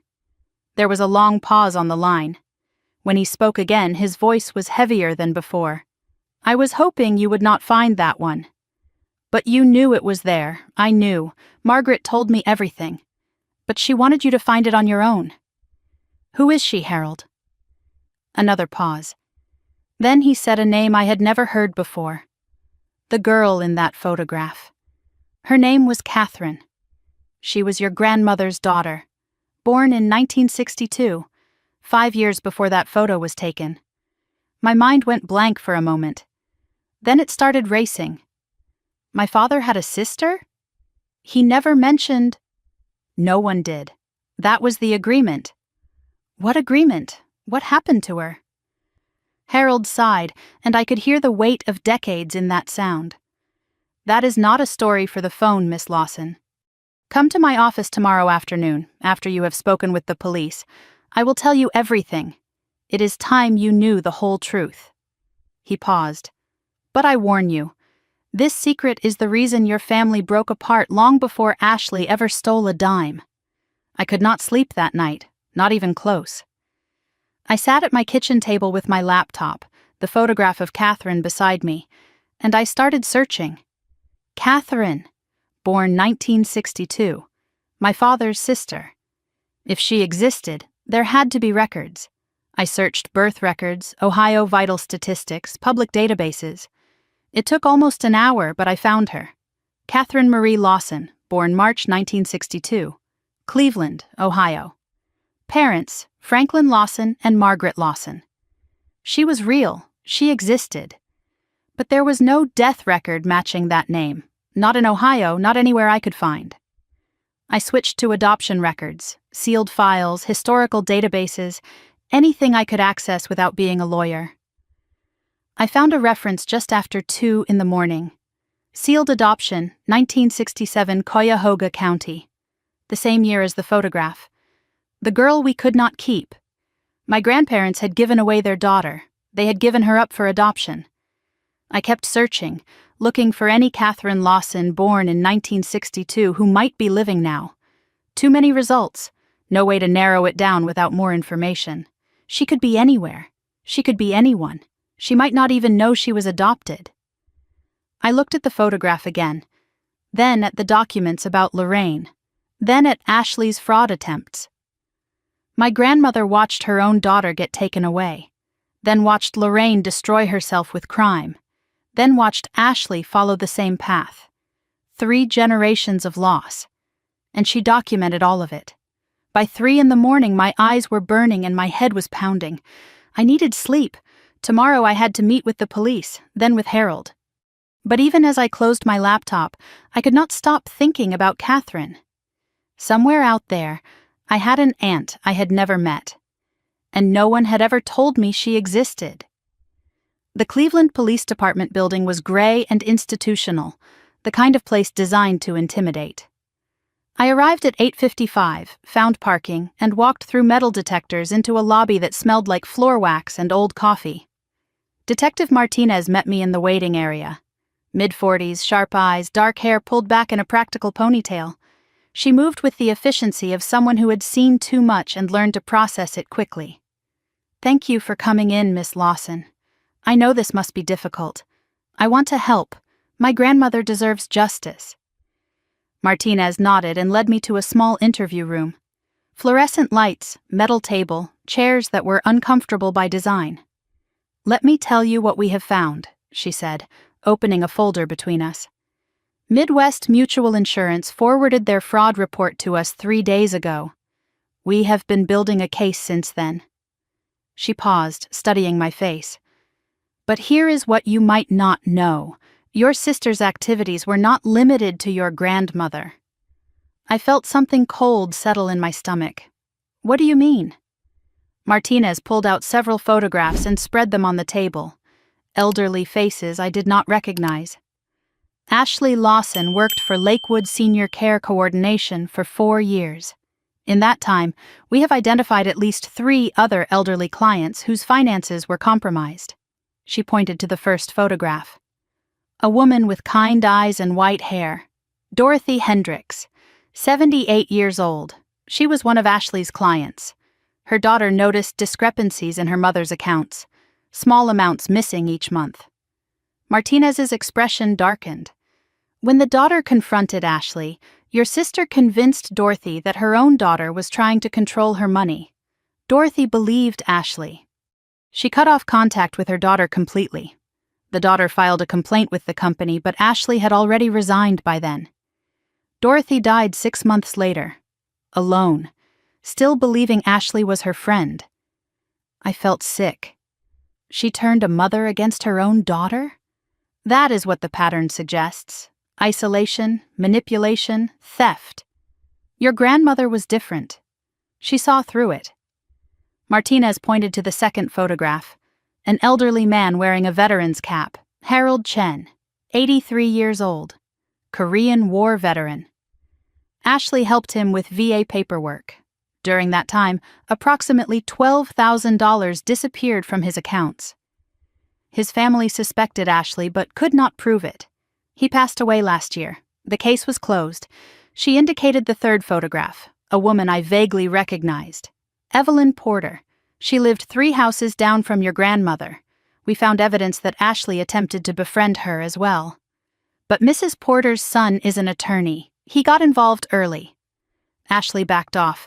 Martinez looked at me directly. Your grandmother may have warned her. I stared at the photographs. 3 victims we knew about. How many others? How many people did my sister hurt? We may never know the full count. These are just the ones we can document. Your grandmother's evidence gave us the thread. We are still pulling it. Martinez explained the charges: insurance fraud, forgery, elder financial abuse. Combined, potentially 15 to 25 years if convicted on all counts. She also mentioned my mother. Karen Lawson's signature appears as a witness on multiple fraudulent documents. We need to determine if she was a knowing participant or an unwitting accomplice. Either way, she will be questioned. I left the police station just after 11, stepping out into bright morning sunlight that felt like an assault after the gray institutional interior. I was halfway to my car when I saw her. Ashley. Leaning against my Honda, arms crossed, sunglasses on despite the overcast sky. Her smile was wrong. Too bright, too controlled. Hey sis, we need to talk. I stopped walking. How did you know I was here? I have been watching. I know you went to the insurance company. I know you went to the bank. And now the police station? She pushed off from the car and walked toward me. You are making a huge mistake, Brittany. I did not move closer. I did not run. I just stood there and watched her approach. Look, I know things got complicated, but we are family. We can work this out. She tried a smile, the one that had worked on everyone our whole lives. Whatever Grandma left you, we can split it. 50-50. No lawyers, no drama. Just tell the police you made a mistake. Tell them you misunderstood the documents. I looked at my sister, really looked at her, and saw nothing but calculation behind her eyes. I did not misunderstand anything, Ashley. I saw the forms you forged. 7 of them, over 3 years. I saw Mom's signature witnessing your fraud. There is nothing to work out. The charm dropped instantly. Her face went cold. You think you are so smart. You think you have won. She stepped closer, voice dropping to something dangerous. But you do not know what I know. You do not know what I can do. If you do not back off, I will destroy you. I will tell everyone you manipulated a dying old woman. I will make sure no one believes a word you say. I stood my ground. The documents speak for themselves, Ashley. Grandma knew exactly what you were doing. She prepared for this for 5 years. You cannot manipulate your way out of evidence. Something flickered in her eyes. Fear, maybe. Or rage. This is not over. She turned and walked to her own car, slammed the door, and drove away. I watched her go, my heart pounding but my hand steady. She was right about one thing. It was not over, not even close. Harold Brennan's office felt different this time. Smaller. Heavier with secrets about to be told. He had tea waiting as always. The photograph of Catherine on his desk between us. You have had quite a morning, I hear. Ashley found me outside the police station. Harold nodded, unsurprised. She is desperate. Desperate people make mistakes. He picked up the photograph, looking at it with something like sorrow. You asked about Catherine. You deserve the truth. He set the photograph down gently. Your grandmother was 24 when Catherine was born. Your grandfather was 27. They were young, happy, just starting out. Catherine was their miracle. Harold's voice grew heavier. When Catherine was 4, she was diagnosed with a severe developmental condition. In 1966, there were no services, no support, no understanding. The doctors told Margaret and Franklin that Catherine would never live independently, that she would need constant care forever. He paused. They recommended institutionalization. That is what people did back then. I felt cold. Institutionalization? Margaret refused at first. She fought for a year. But Franklin's health was failing. They had no money, no help from family. Harold looked at me with something like grief in his eyes. And then Margaret discovered she was pregnant again. With your father. The doctors said she could not care for both children. That something had to give. They found a specialized care facility in Pennsylvania. A good one, as these things went. He picked up the photograph again. Catherine was placed there in 1967. This photograph was taken the day before. Margaret visited her every month for 10 years, until Franklin died and the money ran out. His voice dropped. After that, The visits became less frequent. Then stopped entirely. What happened to her? Catherine died in that facility in 1998. She was 36 years old. Margaret never forgave herself. I sat in silence, tears I did not expect rolling down my cheeks. Your grandmother spent her whole life carrying that guilt, Harold continued. When she saw Ashley stealing from her, from an old woman, helpless, dependent on family, she saw Catherine. He looked at me with intensity. She saw every old person abandoned by the people who should have protected them. That is why she fought so hard. That is why she documented everything. It was not about money, it was about making sure no one else was thrown away. I understood now. Finally. Completely. My grandmother lost her daughter, then spent her life trying to protect everyone else's, and my sister tried to steal from her anyway. I wiped my eyes and straightened my shoulders. Ashley threatened me this morning, said she would destroy me. Harold looked at me steadily. What will you do? I am going to finish what my grandmother started. I am going to make sure the truth comes out. All of it. My phone buzzed. A text from Karen. Brittany, Ashley told me what you are doing. We need to talk as a family. Come to dinner tomorrow. Let us fix this.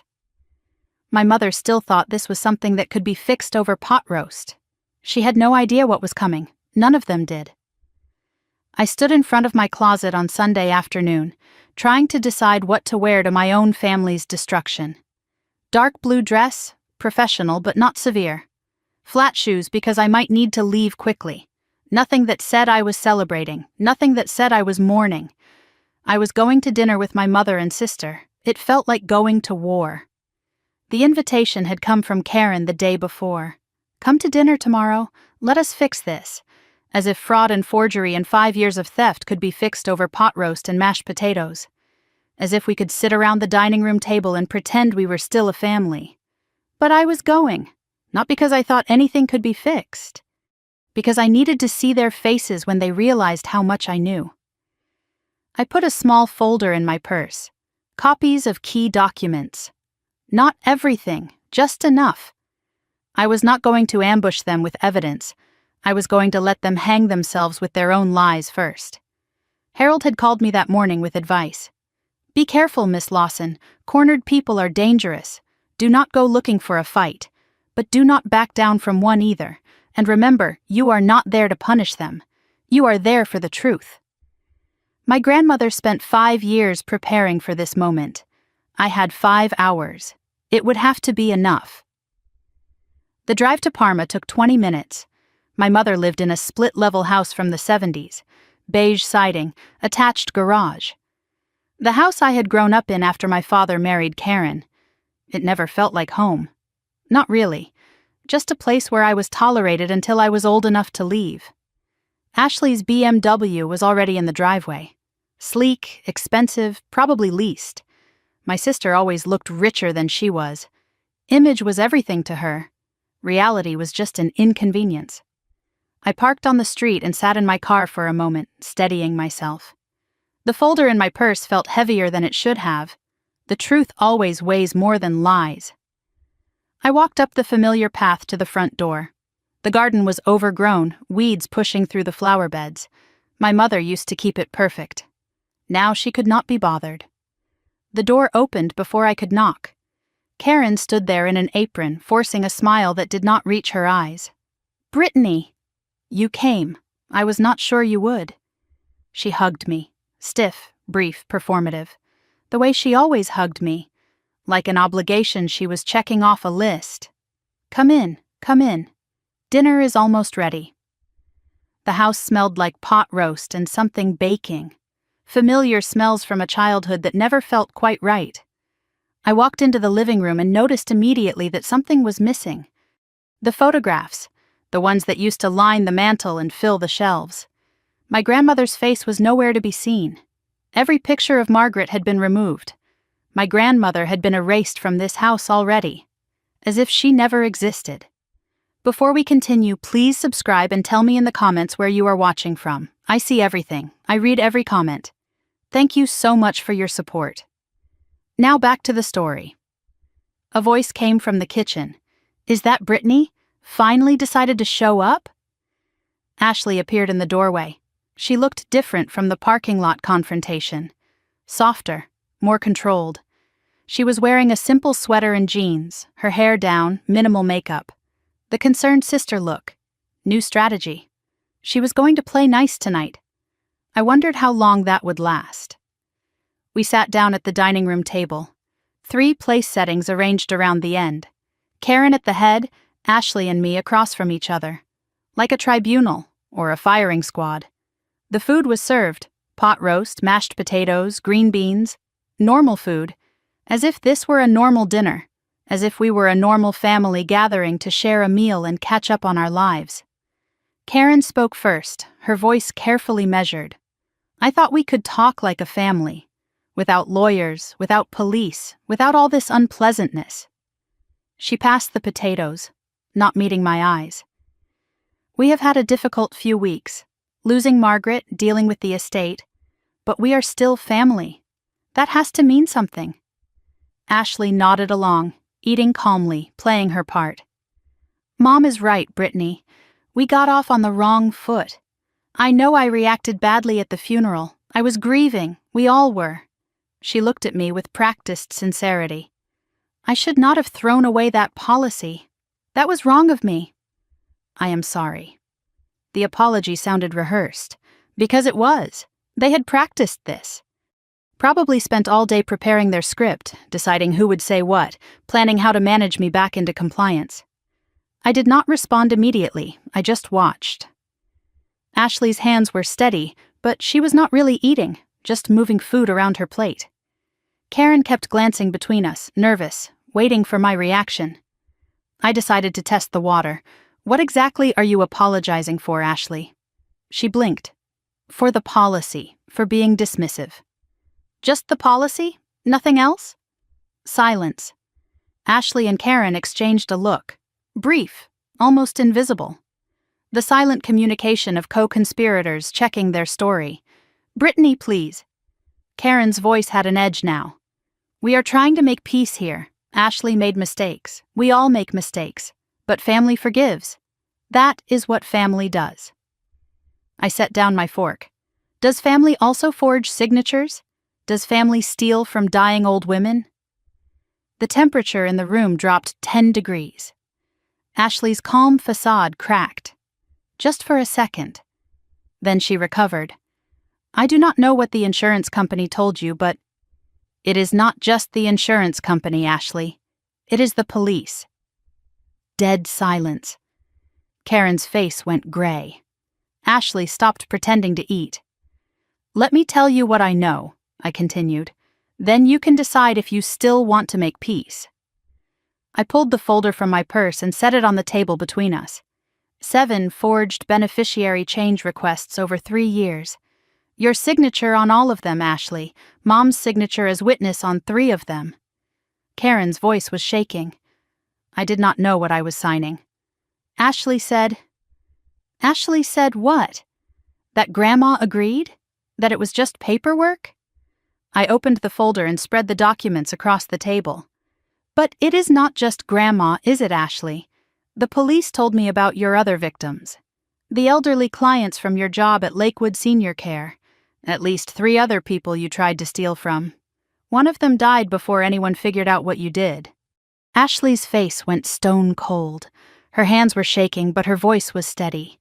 I do not know what you are talking about. I looked at her across the table. My sister. The girl I grew up with. The person who had been given everything while I got nothing. And still, it was not enough for her. Did you know about Aunt Lorraine, Ashley? She frowned. Who? Mom's sister. The one she never mentions. Karen's voice was sharp. Brittany, do not... Lorraine was convicted of elder fraud in 1983. Same crime, same pattern. She died alone, in poverty, estranged from everyone.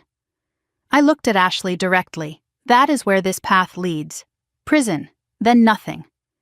Ashley's composure finally broke. She slammed her hand on the table. You think you are so righteous, Brittany? You were never there, never helped, Never visited. Her voice was rising, years of resentment pouring out. I was the one taking care of Grandma. I was the one dealing with her bills, her doctors, her endless demands. And what did I get? Nothing. She left everything to you. She pointed at me, fingers shaking. The golden granddaughter who could not be bothered to show up. I let her finish. Let her say everything she had been holding in. Do you have any idea what it was like? Being the one who was always there? Every holiday, every emergency, every middle-of-the-night phone call. And Grandma still treated me like an outsider, still looked at me like I was not really family. Tears now. Real ones, maybe. Or maybe another performance. I could not tell anymore. I gave her years of my life. And she gave everything to you. I waited until she was done. Then I spoke calmly. So you decided to take it yourself. You could not earn it, so you would steal it. That is not injustice, Ashley. That is entitlement. Karen tried to intervene. Both of you, please. I turned to her. And you, Mom. You knew. Maybe not everything, but enough. You watched Ashley help Grandma for years. You signed papers without reading them. Did you ever wonder why Ashley was so interested in an old woman's finances? Karen had no answer, just tears streaming down her face. Grandma knew, by the way, I continued. She knew everything. She spent 5 years documenting what you were doing, building evidence. She hired a lawyer, set up a trust, locked down her accounts. I looked at Ashley. She was never confused. She was watching you. Ashley's face showed shock, then rage, then something that might have been grief. She knew. The whole time, she knew. And she chose to wait. Because she wanted me to be the one to finish it. I stood up from the table. The police are going to interview both of you. Probably this week. They have the forged documents. They have the insurance company's records. They have statements from other victims. This is not something you can talk your way out of. Karen grabbed my arm. Brittany, please. There has to be another way. Can you not tell them you were wrong? That you misunderstood? If you drop the complaint, maybe they will drop the investigation. I am your mother. Does that not mean anything? I looked at her hand on my arm, the same hand that had signed witness to Ashley's forgeries. You are my mother. And you helped Ashley steal from my grandmother. The same grandmother who lost her own daughter because she had no money, no support. I pulled my arm away. Did Ashley tell you about Catherine? Did you even know Grandma had another child? Karen's confusion was genuine. What are you talking about? Of course you did not know. No one in this family tells the truth about anything. Ashley made one last attempt. Brittany, wait. If this is about money, we can work something out. Take the insurance, take the house, take everything. Just tell the police you made a mistake. I cannot go to prison. I cannot. I picked up my purse, left the folder of documents on the table. It was never about the money, Ashley. Grandma did not fight for 5 years because of money. She fought because you were willing to steal from a dying old woman, your own grandmother, and you would have done it to anyone else who trusted you. I walked toward the door. This is not punishment. It is accountability. Keep the copies, read them, understand what you did. And when the police call, I would suggest telling the truth for once. It is the only thing that might help you now. I walked out into the evening air and got into my car. My hands were shaking, my heart was pounding. But I did not feel triumphant. I felt tired, empty, sad. I had just destroyed my family. Or maybe I had just stopped pretending it was not already destroyed. Through the window I could see shadows moving. Karen and Ashley probably arguing, blaming each other, blaming me. That is what people do when the truth is too painful to accept. I thought about my grandmother, about Catherine, about all the old people Ashley had hurt. Some things are more important than family peace. Truth is one of them. My phone buzzed. A text from Detective Martinez. Miss Lawson wanted to let you know. We have made an arrest. Ashley Lawson was taken into custody this evening on charges of insurance fraud, forgery, and elder financial abuse. Her bail hearing is tomorrow.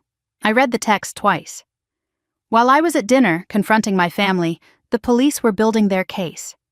Ashley had come to that dinner thinking she could manipulate her way out of this. She did not know she was already caught. I started the car and pulled away from the curb. My grandmother once told me that the truth is patient. It can wait longer than any lie. Turns out, so was justice. And now Ashley was going to learn what patience costs. 1 week after Ashley's arrest, I sat at my desk at work, trying to focus on spreadsheets that no longer seemed to matter. The numbers blurred together, meaningless columns of data that had nothing to do with the chaos my life had become. It had been 7 days since my sister was taken into custody. 7 days of phone calls from lawyers, meetings with investigators, questions I did not know how to answer. 7 days of lying awake at night, staring at the ceiling, wondering if I had done the right thing. My coworkers had noticed something was wrong. I could feel their eyes on me when they thought I was not looking. The whispered conversations that stopped when I walked into the break room. "Is everything okay, Brittany?" my supervisor had asked on Tuesday. "Family stuff." "I am handling it." What else could I say? My sister is in jail for trying to steal $2 million from our dead grandmother. My mother might be charged as an accomplice. I am suddenly worth more money than I ever imagined, and I have never felt more alone. Some stories you cannot tell. I looked like someone who had won a war but forgotten why she was fighting. Dark circles under my eyes. Coffee, the only thing keeping me upright. My apartment was a mess of legal documents and takeout containers and clothes I had not bothered to put away. The new normal, if you could call it that. My phone buzzed on my desk. A Cleveland number I had learned to recognize. "Miss Lawson, this is Detective Martinez. I need you to come to the station. We have completed our initial investigation. There are some things you need to see." My stomach tightened. "Good things or bad things?" A pause on the line. "Depends on your perspective. But you should be here. I told my supervisor I had a family emergency and left work early. It was not even a lie anymore. My entire life had become one long family emergency. The Financial Crimes Division was on the 3rd floor of the Cleveland Police Department. Martinez met me in the lobby and led me through a security door, down a hallway lined with offices and interview rooms. "Thank you for coming," she said. "I want to show you what we have put together." She pushed open a door to a large conference room that had been converted into a case headquarters. My breath caught when I saw what was inside. A whiteboard covered one entire wall, photographs, timelines, connection lines drawn in different colored markers. Ashley's photo was in the center, her employee ID picture from Lakewood Senior Care. Lines radiated out from her face to other photographs, other names, other victims. Boxes of documents sat on the table, folders stacked in neat piles, evidence bags containing papers I recognized from my grandmother's files. "This is the Ashley Lawson case," Martinez said. "All of it." I walked closer to the whiteboard, trying to take it all in. After the insurance company filed their report, we subpoenaed records from multiple sources: banks, insurance companies, the county recorder's office, Ashley's former employers.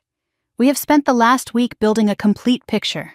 She pointed to the timeline running along the bottom of the board. 5 years of documented fraud attempts against your grandmother. 7 rejected beneficiary changes, multiple forged signatures, unauthorized attempts to access bank accounts, attempts to change property deeds. She looked at me. "Your grandmother's documentation was meticulous. She made our job easy." I stared at the board, at the web of connections, at the evidence my grandmother had spent years building. She had known this day would come, she had prepared for it, and she had not lived to see it. "But here is what concerns us, Miss Lawson." Martinez moved to another section of the whiteboard. 3 more photographs. Elderly faces I did not recognize. Your grandmother was not the only target. Ashley Lawson appears to have a pattern. She pointed to the first photograph. A woman with kind eyes and white hair. Dorothy Hendricks, 78 years old. She was one of Ashley's clients at Lakewood Senior Care. Her daughter noticed discrepancies in her mother's accounts about 2 years ago. Small amounts missing each month. Nothing dramatic, just a steady drain. Martinez's expression darkened. When the daughter confronted Ashley, "Your sister did something clever." She convinced Dorothy that her own daughter was trying to control her money, that her daughter was the one who could not be trusted. I felt sick. What happened? Dorothy believed Ashley. She cut off contact with her daughter completely, stopped returning calls, refused to see her. Martinez paused. The daughter filed a complaint with Lakewood Senior Care, but Ashley had already resigned by then, moved on to the next opportunity. And Dorothy? She died 6 months later, alone, in a nursing home, still believing her daughter was the enemy, still believing Ashley was her friend. I had to sit down. My legs would not hold me. She turned a mother against her own daughter. That is what the pattern suggests. Isolation, manipulation, theft. It is textbook elder financial abuse. Your grandmother was different because she saw through it. She documented instead of being documented. Martinez pointed to the second photograph. An elderly man wearing a baseball cap with military insignia. Harold Chen, 83 years old. Korean War veteran. He hired Ashley to help him with VA paperwork. Navigating benefits, filing claims, that kind of thing. During that time, approximately $12,000 disappeared from his accounts. She shook her head. His family suspected Ashley. They confronted her, but she had explanations for everything. Fees she had paid on his behalf, expenses he had approved. They could not prove anything. What happened to him? He passed away last year. The case was closed due to lack of evidence and no living complainant. Martinez moved to the third photograph, a woman I vaguely recognized, Evelyn Porter. She lived 3 houses down from your grandmother on the same street in Lakewood. We found evidence that Ashley attempted to befriend her as well, offered to help with her finances, started building the same kind of relationship. I remembered the name. My grandmother had mentioned Mrs. Porter sometimes. They played cards together. But Mrs. Porter's son is an attorney, Martinez continued. A corporate lawyer in New York. He got involved early when his mother mentioned her helpful new friend. Ran background checks, asked questions Ashley could not answer. Martinez almost smiled. Ashley backed off immediately, never bothered Mrs. Porter again. She looked at me directly. We think your grandmother may have warned her. We found a note in Margaret's files. A reminder to call Evelyn. Tell her about Ashley. My grandmother had protected her neighbor. Even while she was being victimized herself, she tried to warn others. How many, detective? How many people did my sister hurt? Martinez sighed. We may never know the full count. These are just the ones we can document. There may be others who died without family to notice. Others who were too embarrassed to report. Others who still do not know they were victims. She gestured at the whiteboard. Your grandmother's evidence gave us the thread. We are still pulling it. A woman entered the room. Mid-40s, sharp suit, serious expression. Martinez introduced her as Rebecca Torres, Assistant District Attorney. Miss Lawson. Torres shook my hand firmly. Thank you for your cooperation. Your grandmother's documentation has been invaluable. She sat down across from me and opened her own folder. I want you to understand what we are charging and why. She pulled out a document covered in legal language. Insurance fraud, 1 count, felony, forgery, 7 counts, multiple felonies, elder financial abuse, 3 counts, felonies, attempted theft by deception, multiple counts. She looked up at me. Combined, these charges carry a potential sentence of 15 to 25 years. 25 years? Maximum. Realistically, with a plea deal, we are looking at 5 to 10. But Miss Lawson, I need you to understand something. She leaned forward. Your sister is a serial predator. She targeted the most vulnerable people in our community, repeatedly, over years. She isolated them from their families. She manipulated their trust. She stole their money and their dignity. Torres's voice was hard. The court takes that seriously, as do I. She explained the civil implications as well. I had grounds to sue for recovery of stolen funds, damages, legal fees. That was separate from the criminal case and entirely my decision. I nodded, overwhelmed, trying to process. What about my mother? Karen Lawson? Torres and Martinez exchanged a glance. "Your mother is complicated," Torres said carefully. "We have interviewed her. She claims she did not know what she was signing, that Ashley told her it was routine paperwork. Do you believe her?" Torres considered the question. "I am not sure. But I am also not sure we can prove otherwise. Willful ignorance is difficult to prosecute. For now, she is a witness, not a defendant. But that could change depending on what else we find." Martinez offered to show me the recording of my mother's interview. I hesitated, then agreed. I needed to understand. They led me to a small room with a monitor. Martinez queued up the video. Karen appeared on screen, sitting in an interview room similar to the one we had just left. She looked older than I remembered. Smaller. Her hair was not done, her makeup was missing, her hands fidgeted constantly with the strap of her purse. Martinez was on screen across from her asking questions. "Mrs. Lawson, your signature appears on 3 forged documents. Can you explain that?" Karen's voice was thin, defensive. I did not know they were forged. Ashley said Margaret agreed to everything. She said it was just paperwork, family business, nothing illegal. "Did you read what you were signing?" A long pause. Karen looked down at her hands. "I trusted my daughter." "I should not have had to read everything," Martinez pressed. "Did you ever ask Margaret directly?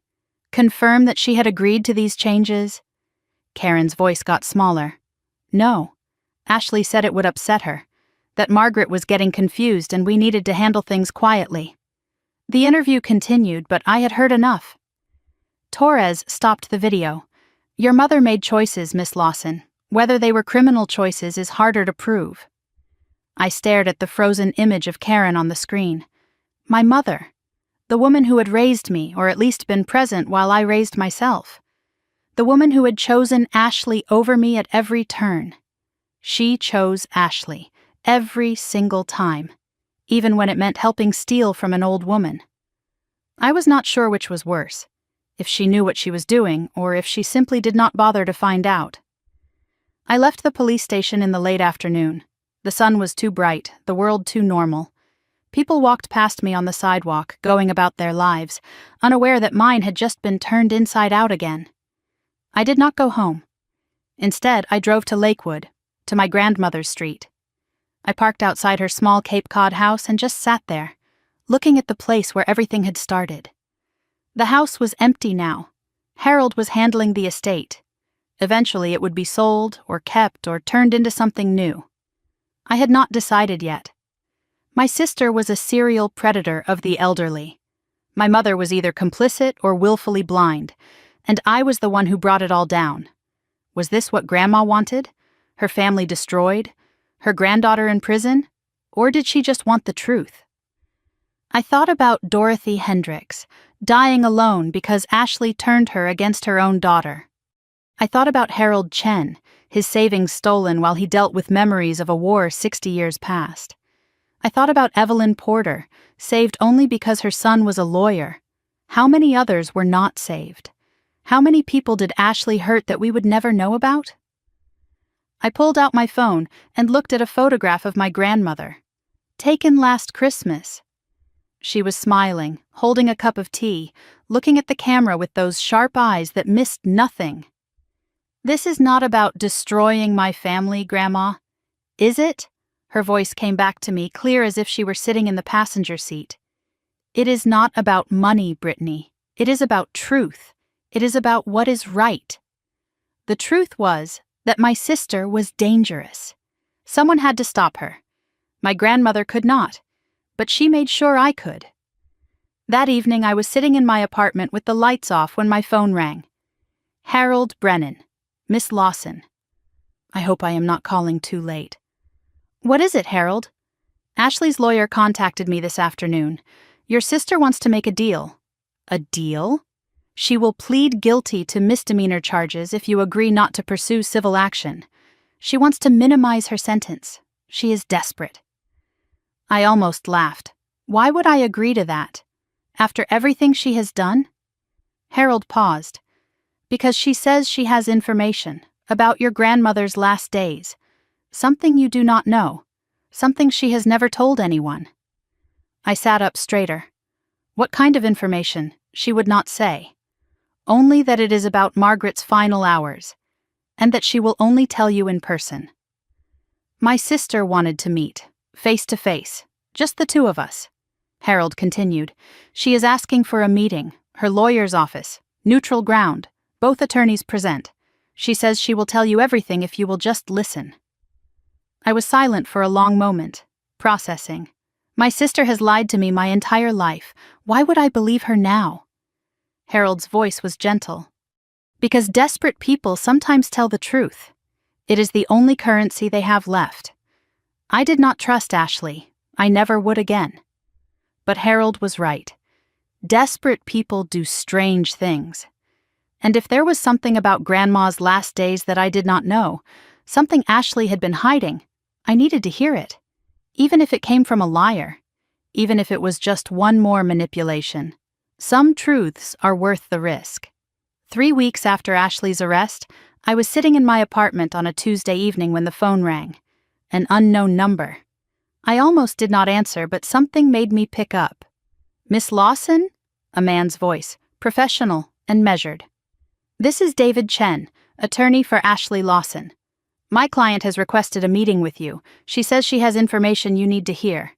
Information about your grandmother's last days." I sat back against my couch cushions, processing. Ashley had been in county jail for 3 weeks. Bail was set at $200,000. She could not pay it. Neither could our mother. I could have paid it without noticing. I did not. Now she wanted to talk. Now she had information. Why would I believe anything she has to say? Chen's voice remained neutral. "I understand your skepticism, but my client is not asking you to drop charges. She is not asking for anything except the chance to be heard. She says she has something to tell you about Margaret Lawson's final hours, something she has never told anyone." I thought about Harold Brennan's words from days ago. Desperate people sometimes tell the truth. It is the only currency they have left. My grandmother spent her last years documenting everything Ashley did. But there were gaps, things I did not know, things that happened when I was not there. If Ashley knew something about Grandma's final days, I needed to hear it, even if it was another manipulation, even if it was another lie. When and where? Tomorrow, 2 p.m. My office? Downtown Cleveland. Neutral ground. Both attorneys present if you wish. I called Harold that night. He agreed to come with me. "I will not let you walk into this alone, Miss Lawson. Whatever she has to say, you should have support." That night, I lay in bed staring at the ceiling, wondering what Ashley could possibly tell me that would matter. What secret had she been keeping? What did she know about my grandmother's death that I did not? The questions followed me into my dreams. David Chen's law office was in a modest building downtown, not a fancy firm. Chen was court-appointed after Ashley's case became too complex for the public defender's office. He was doing his best with a difficult client. I arrived with Harold at 1:45. The waiting room was small, worn furniture, outdated magazines. A receptionist who looked overworked barely glanced up as we entered. This was where Ashley's life had led. From a BMW and designer clothes to a court-appointed lawyer and county jail. I did not feel satisfaction, just a deep, tired sadness. Harold touched my arm. "Remember, whatever she says, you do not have to respond. Listen, observe, do not let her manipulate you." I nodded. "I know who my sister is." "Do you? People change when they are cornered, sometimes for better, sometimes for worse." Chen appeared in the doorway. "Miss Lawson, we are ready." I followed him down a narrow hallway to a small conference room. One window, harsh fluorescent lights, a table with 4 chairs. Chen sat on one side, and beside him was Ashley. The last time I saw my sister, she was being put into a police car outside our mother's house. 3 weeks in county jail had changed her. No makeup, hair pulled back in a simple ponytail. She had lost weight, and not in a healthy way. Her cheeks were hollow, her collarbones visible beneath the simple blouse she wore. Dark circles under her eyes suggested she had not been sleeping any better than I had. My sister had always been perfect, polished, in control. The woman across from me looked broken. Our eyes met as I entered the room. No hostility, no charm, just exhaustion. "Hey, Britt." "Ashley." I sat down across from her. Harold took the chair beside me. The table between us felt like a battlefield. Chen spoke first. "Thank you for coming, Miss Lawson. My client asked for this meeting. She has information she wants to share, and she wants to explain some things." He glanced at Ashley, then back at me. "This is not a negotiation. She is not asking you to drop charges. She just wants to be heard. After that, whatever you decide is up to you." I looked at my sister, waited. Ashley cleared her throat. Her voice was rough, like she had not been using it much. "I know you have no reason to believe anything I say. I have lied to you, to Mom, to everyone." She looked down at her hands on the table. I noticed they were trembling slightly. "But there is something you do not know. About Grandma, about her last days. I think you need to hear it. And I think I need to say it." I kept my expression neutral. "I am listening." Ashley took a breath and began. I did not start out trying to steal from her. "I need you to understand that. When I first started helping Grandma with her paperwork, I really was just helping. She was getting older. Things were getting confusing for her. I wanted to be useful." She paused, gathering herself. "Then I saw her accounts, the insurance policy, the savings. She had so much more than anyone knew, and she was just sitting on it, not spending it, not enjoying it, just hoarding it." Her voice took on an edge of old resentment. And I thought, why? Why save all this money if you are never going to use it? I waited. Let her talk. I was drowning, Brittany. Credit card debt, car payments, rent I could barely make. I looked successful, but I was one missed paycheck from disaster. She laughed bitterly, and there was Grandma with hundreds of thousands of dollars living like a miser, clipping coupons. Driving a car older than both of us. I told myself I was just redistributing, taking what she was not using. I told myself she would not even notice. "She noticed," I said quietly. "She noticed everything." Ashley nodded, her eyes glistening. I know that now. But back then, I convinced myself she was too old, too confused. I needed her to be confused, so I could keep telling myself what I was doing was okay. She wiped her eyes with the back of her hand. "The first time the insurance company rejected my form, I panicked. I thought I had been caught. I thought police would show up any day. But nothing happened. So I tried again. And again. Each rejection made me more desperate, more creative. I could not stop. I was in too deep." Ashley looked at me directly. I became someone I did not recognize. And the worst part? I blamed Grandma for it, for making me become this. I let the silence sit between us. Processing. Waiting. "There is something else," Ashley said. "Something you do not know about the end." She took another shaky breath. "You were not there when Grandma was in the hospital. Those last few days." "But I was." I stiffened. "You visited her? You never said—" "No one knew. I went alone, the night before she died." I stared at my sister, trying to read her face. What happened? Ashley's voice dropped, almost to a whisper. She was so small in that bed, so fragile. I almost did not go in. I stood outside her room for 10 minutes trying to decide, but something pulled me inside. Guilt, maybe, or hope. I thought maybe I could fix things, apologize, get her to change the policy, one last try. She wiped her eyes again. She was awake, weak but awake, and her eyes, Brittany. Her eyes were sharp, like they had always been. She was not confused at all. She looked at me and said, "I know why you are here, Ashley." I tried to explain, tried to apologize, tried to make her understand why I needed the money, why I had done what I did. She just listened. Did not interrupt, did not argue. Ashley's voice broke. When I finished talking, she reached out and took my hand. Her grip was so weak, but she held on. And she said something I will never forget. Ashley looked at me, tears streaming down her face now. She said, "I forgive you, Ashley, But I do not trust you. The forgiveness is for my soul. The trust is for Brittany. She is the one who will do what is right. You never could." The room was completely silent. I could hear my own heartbeat. "I left that hospital room knowing everything was over," Ashley continued. "She was not going to change the policy. She was not going to give me anything, and she was at peace with that. She died the next morning. Those were the last words she ever said to me. I forgive you, but I do not trust you." I sat with that for a long moment. My grandmother spent her last night on earth forgiving the woman who tried to rob her. That was so like her. Grace that no one deserved. "Why are you telling me this, Ashley? What do you want from me?" Ashley shook her head. "Nothing. I am not asking you to drop charges. I know I am going to prison. My lawyer says probably 3 to 5 years. She looked at me with something that might have been acceptance. "I just needed you to know that Grandma was not fooled, not even at the end, and I needed to say it out loud. What I did, who I became." She paused.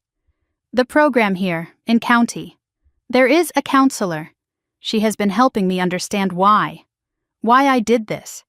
They call it entitled thinking, believing the world owes you something." She almost smiled, but it was sad. "I had it bad, Brittany. I do not know if I can fix it. But I am trying to understand it. I do not expect you to write back if I write to you. But I wanted you to know I am not just sitting in there feeling sorry for myself. I am trying to become someone Grandma would not be ashamed of. Maybe it is too late, but I am trying." I looked at my sister across that table. The woman who had lied to me my whole life. The woman who had tried to steal nearly $2 million from our dying grandmother. The woman who had turned other old people against their own families. And I saw something I had not expected. Not a monster. Just a broken person who had made terrible choices and was finally starting to face them. "I am not going to drop the charges, Ashley. You are right about that. What you did was wrong. To Grandma, to those other people, to our family." I paused. "But I am not going to pursue civil damages beyond what the court orders. You will go to prison. You will pay restitution. But I will not try to destroy you completely." Ashley looked up, surprised. "Why?" "Because Grandma forgave you, and maybe someday I will too, but not today, and not for a long time." I stood to leave. "Today I am just tired of hating you." Before I reached the door, Ashley spoke again. "Wait, there is one more thing."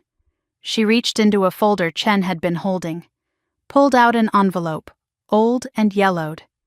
"Grandma gave this to me that night. At the hospital. She said to give it to you when I was ready to tell the truth." She held out the envelope with trembling hands. "I was not ready. Until now."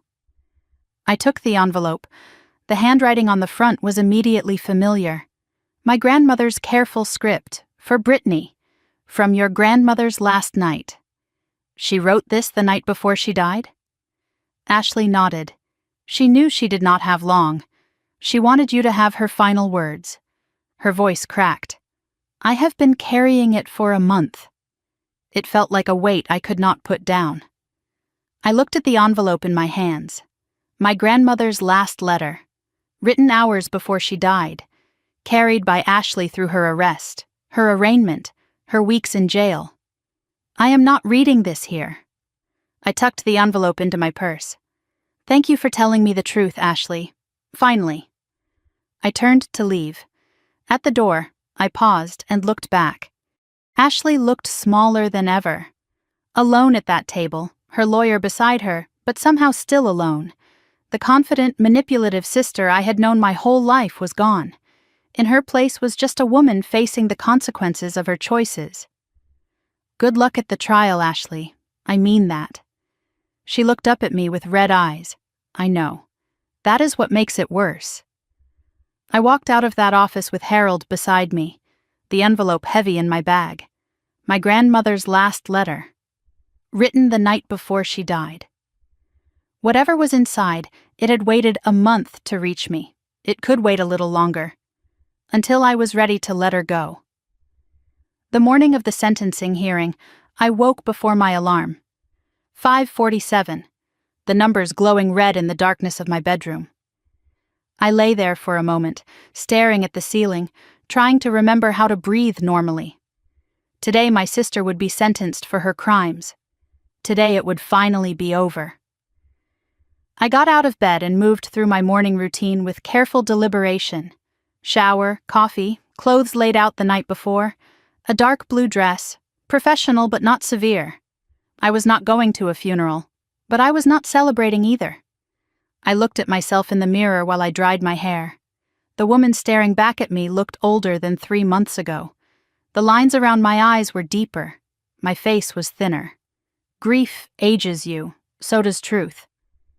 On my nightstand sat the envelope Ashley had given me 3 weeks ago. My grandmother's final letter, still sealed. I had carried it everywhere since that day, to work, to meetings with Harold, to the grocery store. It went where I went, like a talisman I was not ready to open. I touched it now, running my fingers over my grandmother's handwriting. For Brittany, from your grandmother's last night. Maybe today, after it was finished.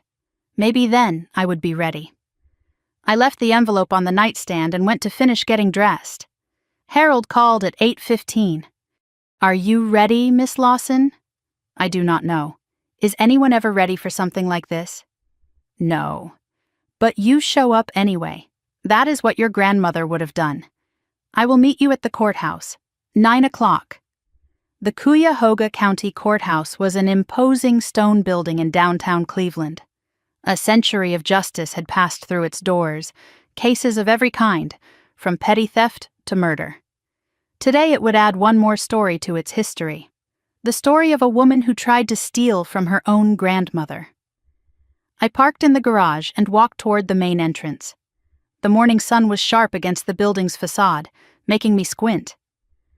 A small cluster of people stood near the doors, and I realized with a sinking feeling that some of them were reporters. Elder fraud cases do not usually draw cameras, but sister sends sister to prison apparently does. A reporter approached me with a microphone.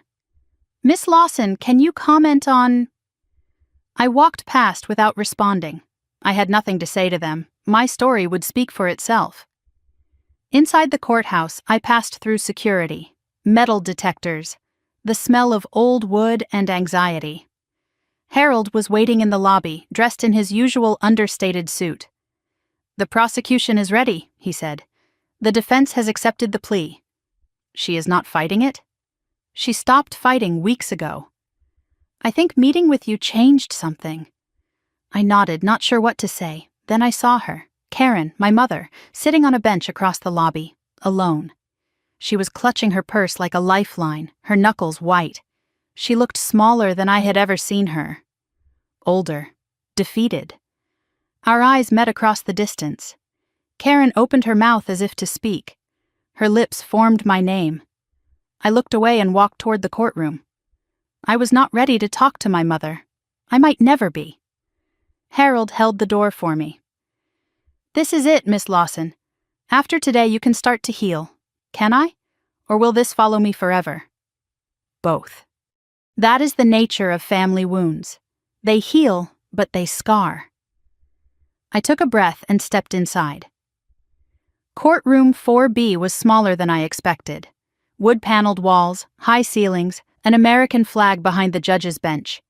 The gallery was half full, some press in the back rows.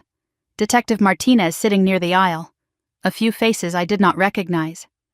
I took my seat behind the prosecution table.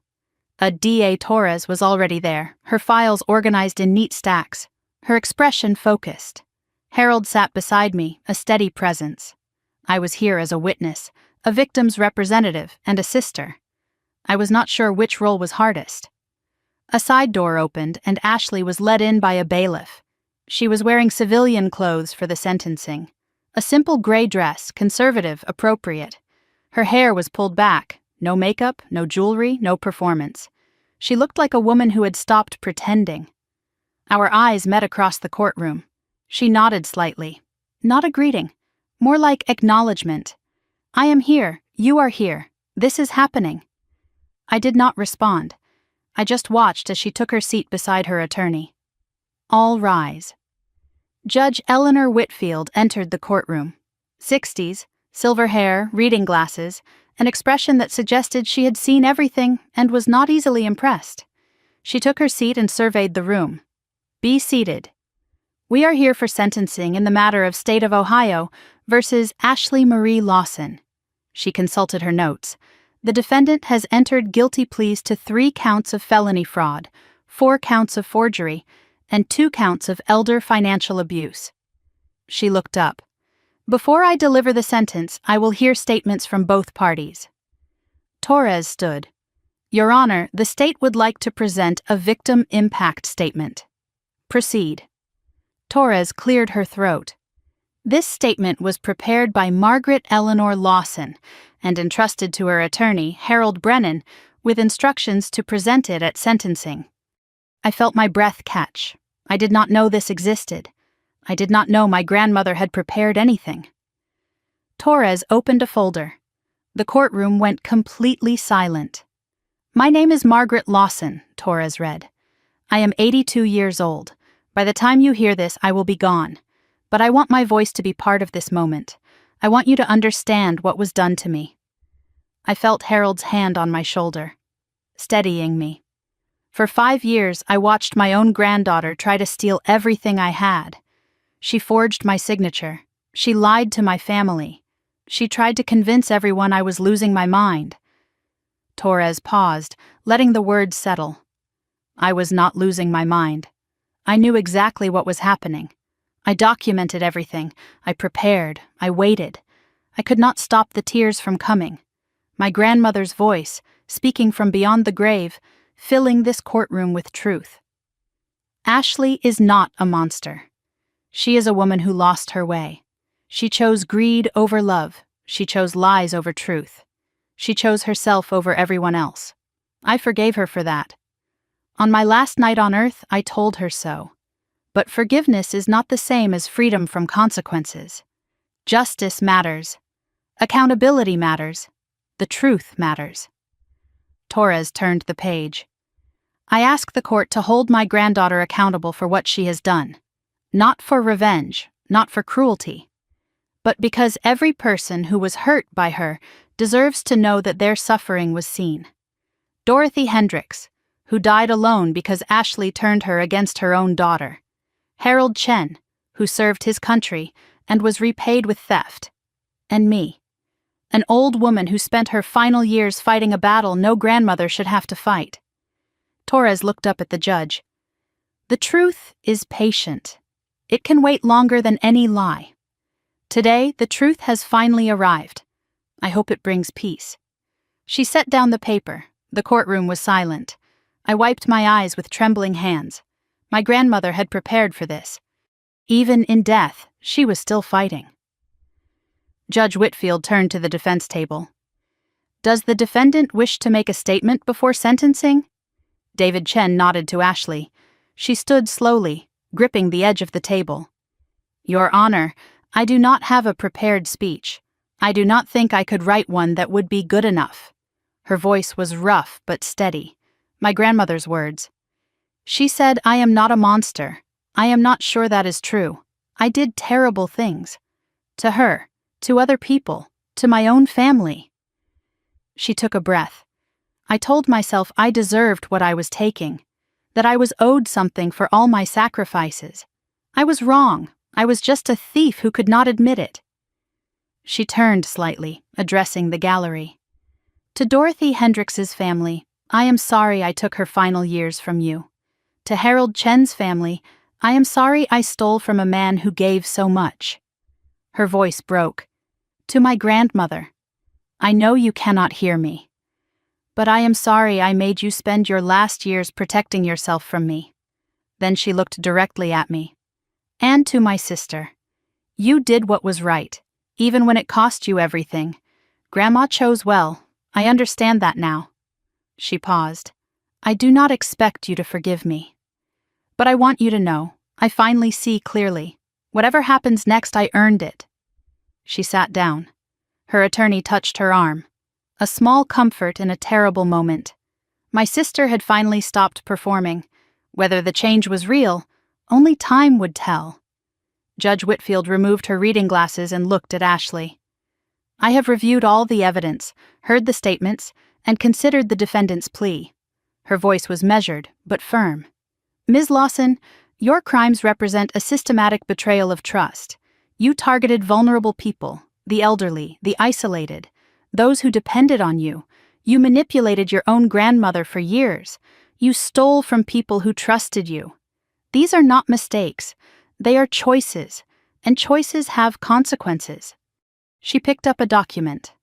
On the charges of felony fraud, forgery, and elder financial abuse, I sentence you to 6 years in state prison.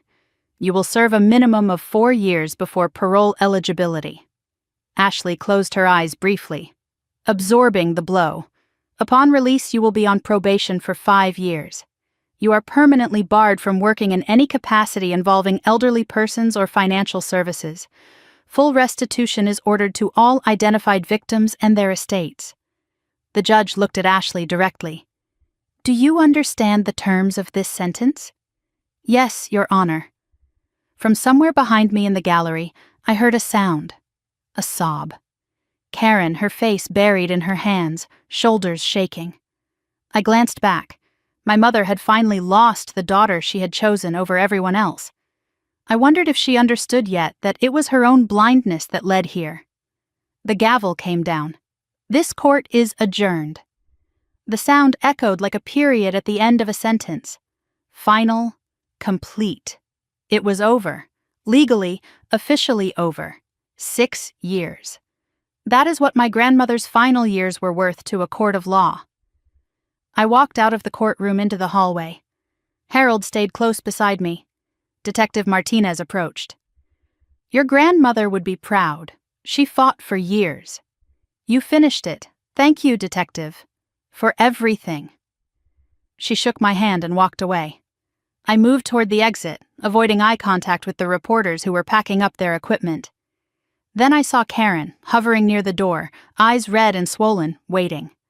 I changed direction and walked the other way. Found a side exit, pushed through into the cold February air. Not today. I could not do that today. Harold found me outside. What will you do now, Miss Lawson? I reached into my purse and pulled out the envelope I had been carrying for 3 weeks. Something I should have done a while ago.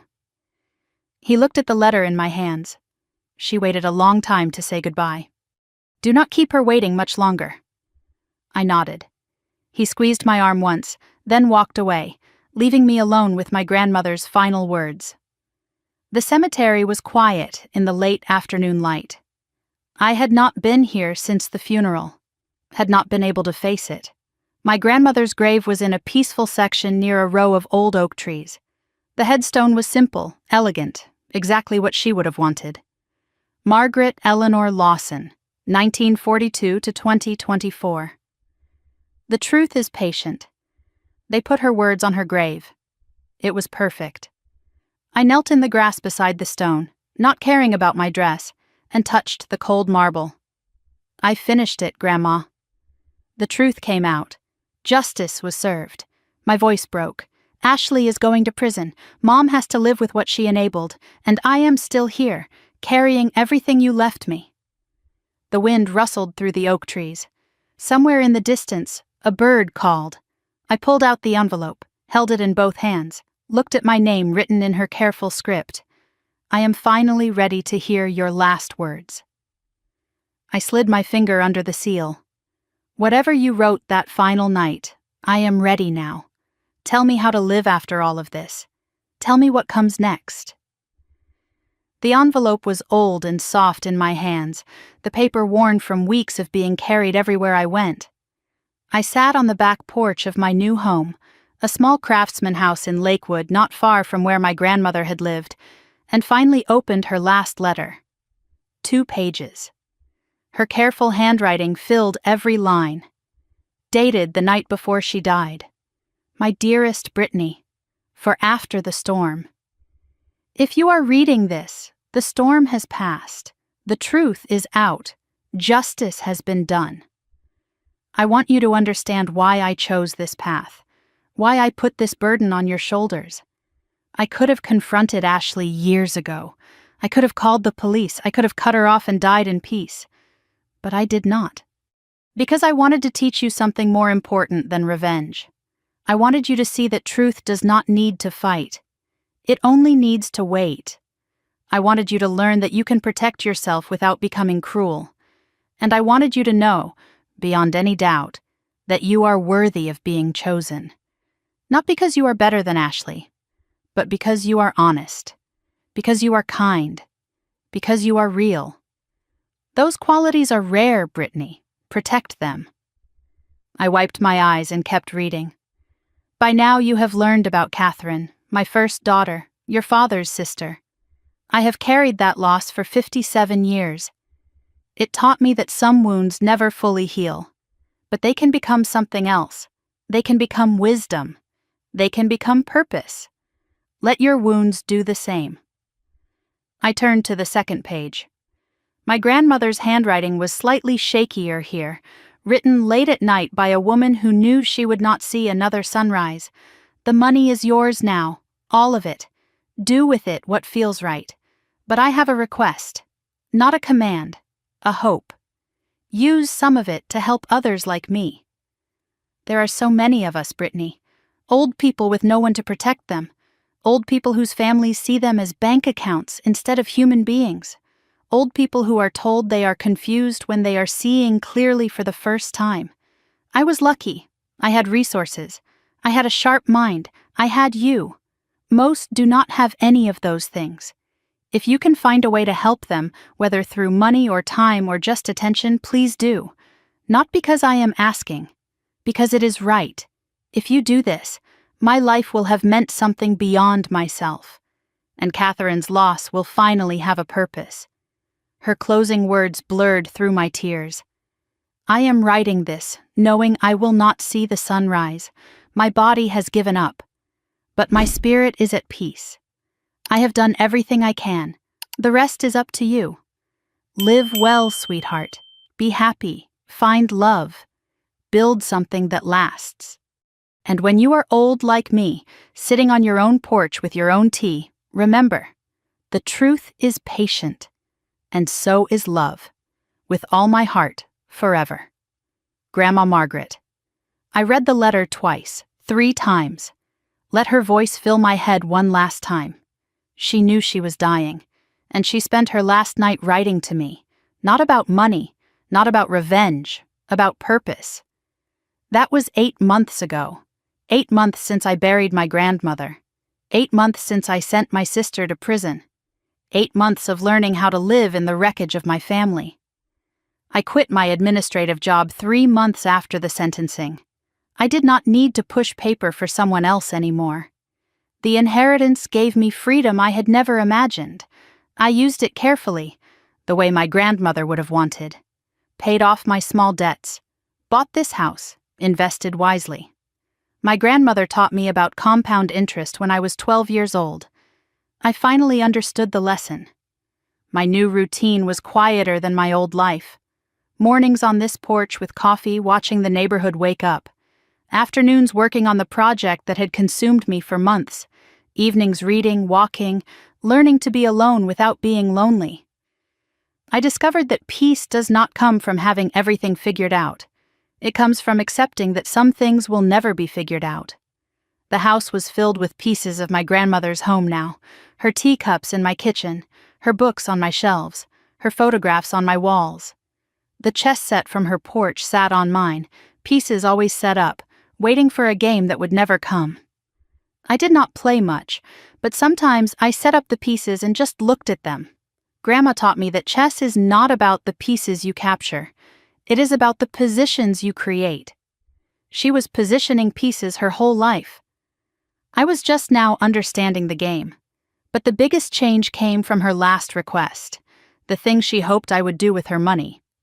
It took 3 months of planning. Lawyers and paperwork and meetings with people who knew how to turn ideas into organizations. But it was finally real. The Margaret Lawson Foundation for Elder Financial Protection. A small office downtown. 2 part-time employees, 1 very dedicated volunteer. Me. We did not have much yet, but we had enough to start. Our work was simple but important. Free document review for elderly individuals who wanted someone to look over their paperwork. Legal referrals for anyone who suspected financial abuse.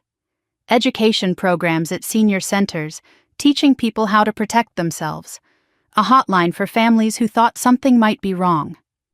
We helped old people look at their paperwork. We asked questions, we paid attention. All the things my grandmother did for herself, we did for people who could not. In 4 months, we helped 63 people. We caught 2 cases of suspected fraud. Both were now with law enforcement. We reunited one elderly man with his daughter after his caregiver tried to isolate him. Dorothy Hendricks's story, happening again. But this time, someone was watching. I was not a lawyer. I was not a social worker. I was just someone who read documents carefully and asked questions no one else was asking. But it turned out that was exactly what was needed.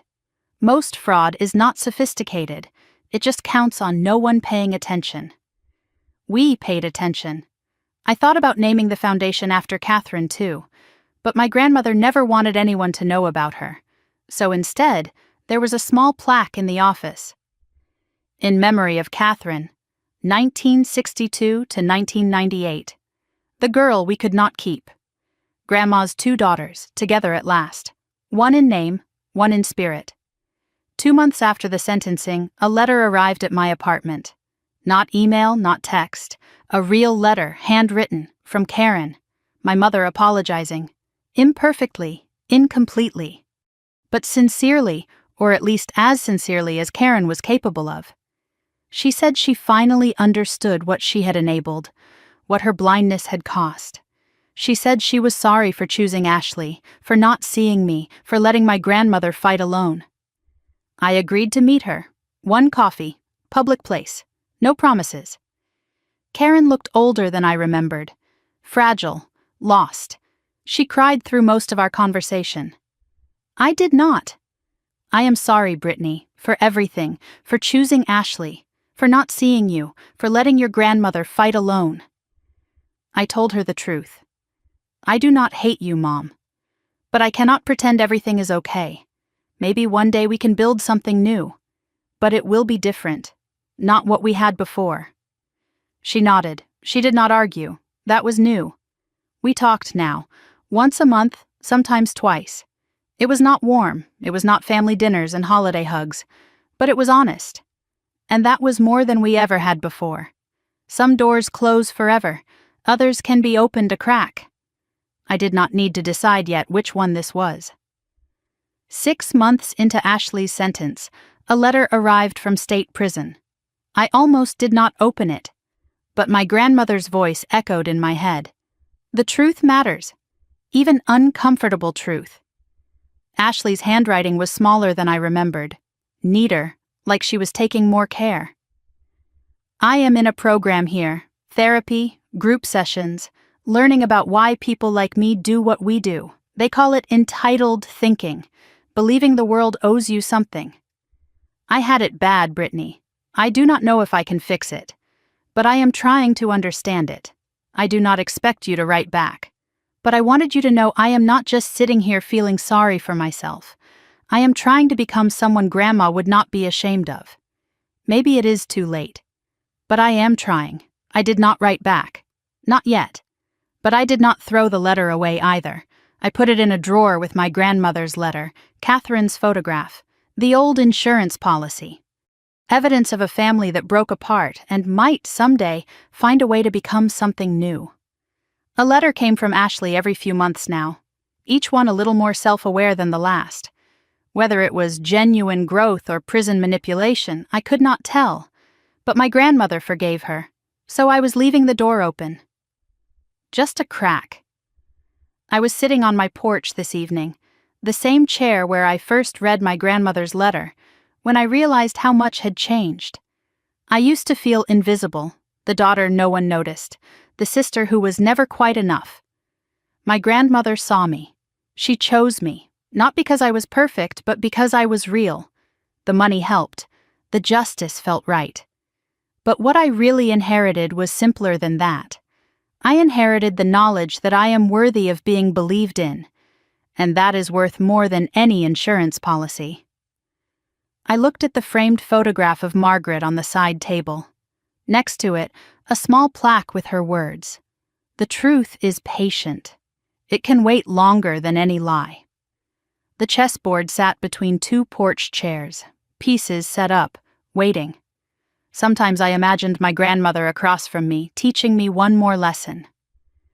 The game is not over when you think it is. Watch, wait, position your pieces, and when the time comes, move with confidence.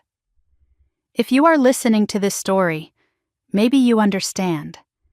Maybe you have been the invisible one, the overlooked one, the one who was never quite enough. Maybe your family has secrets too.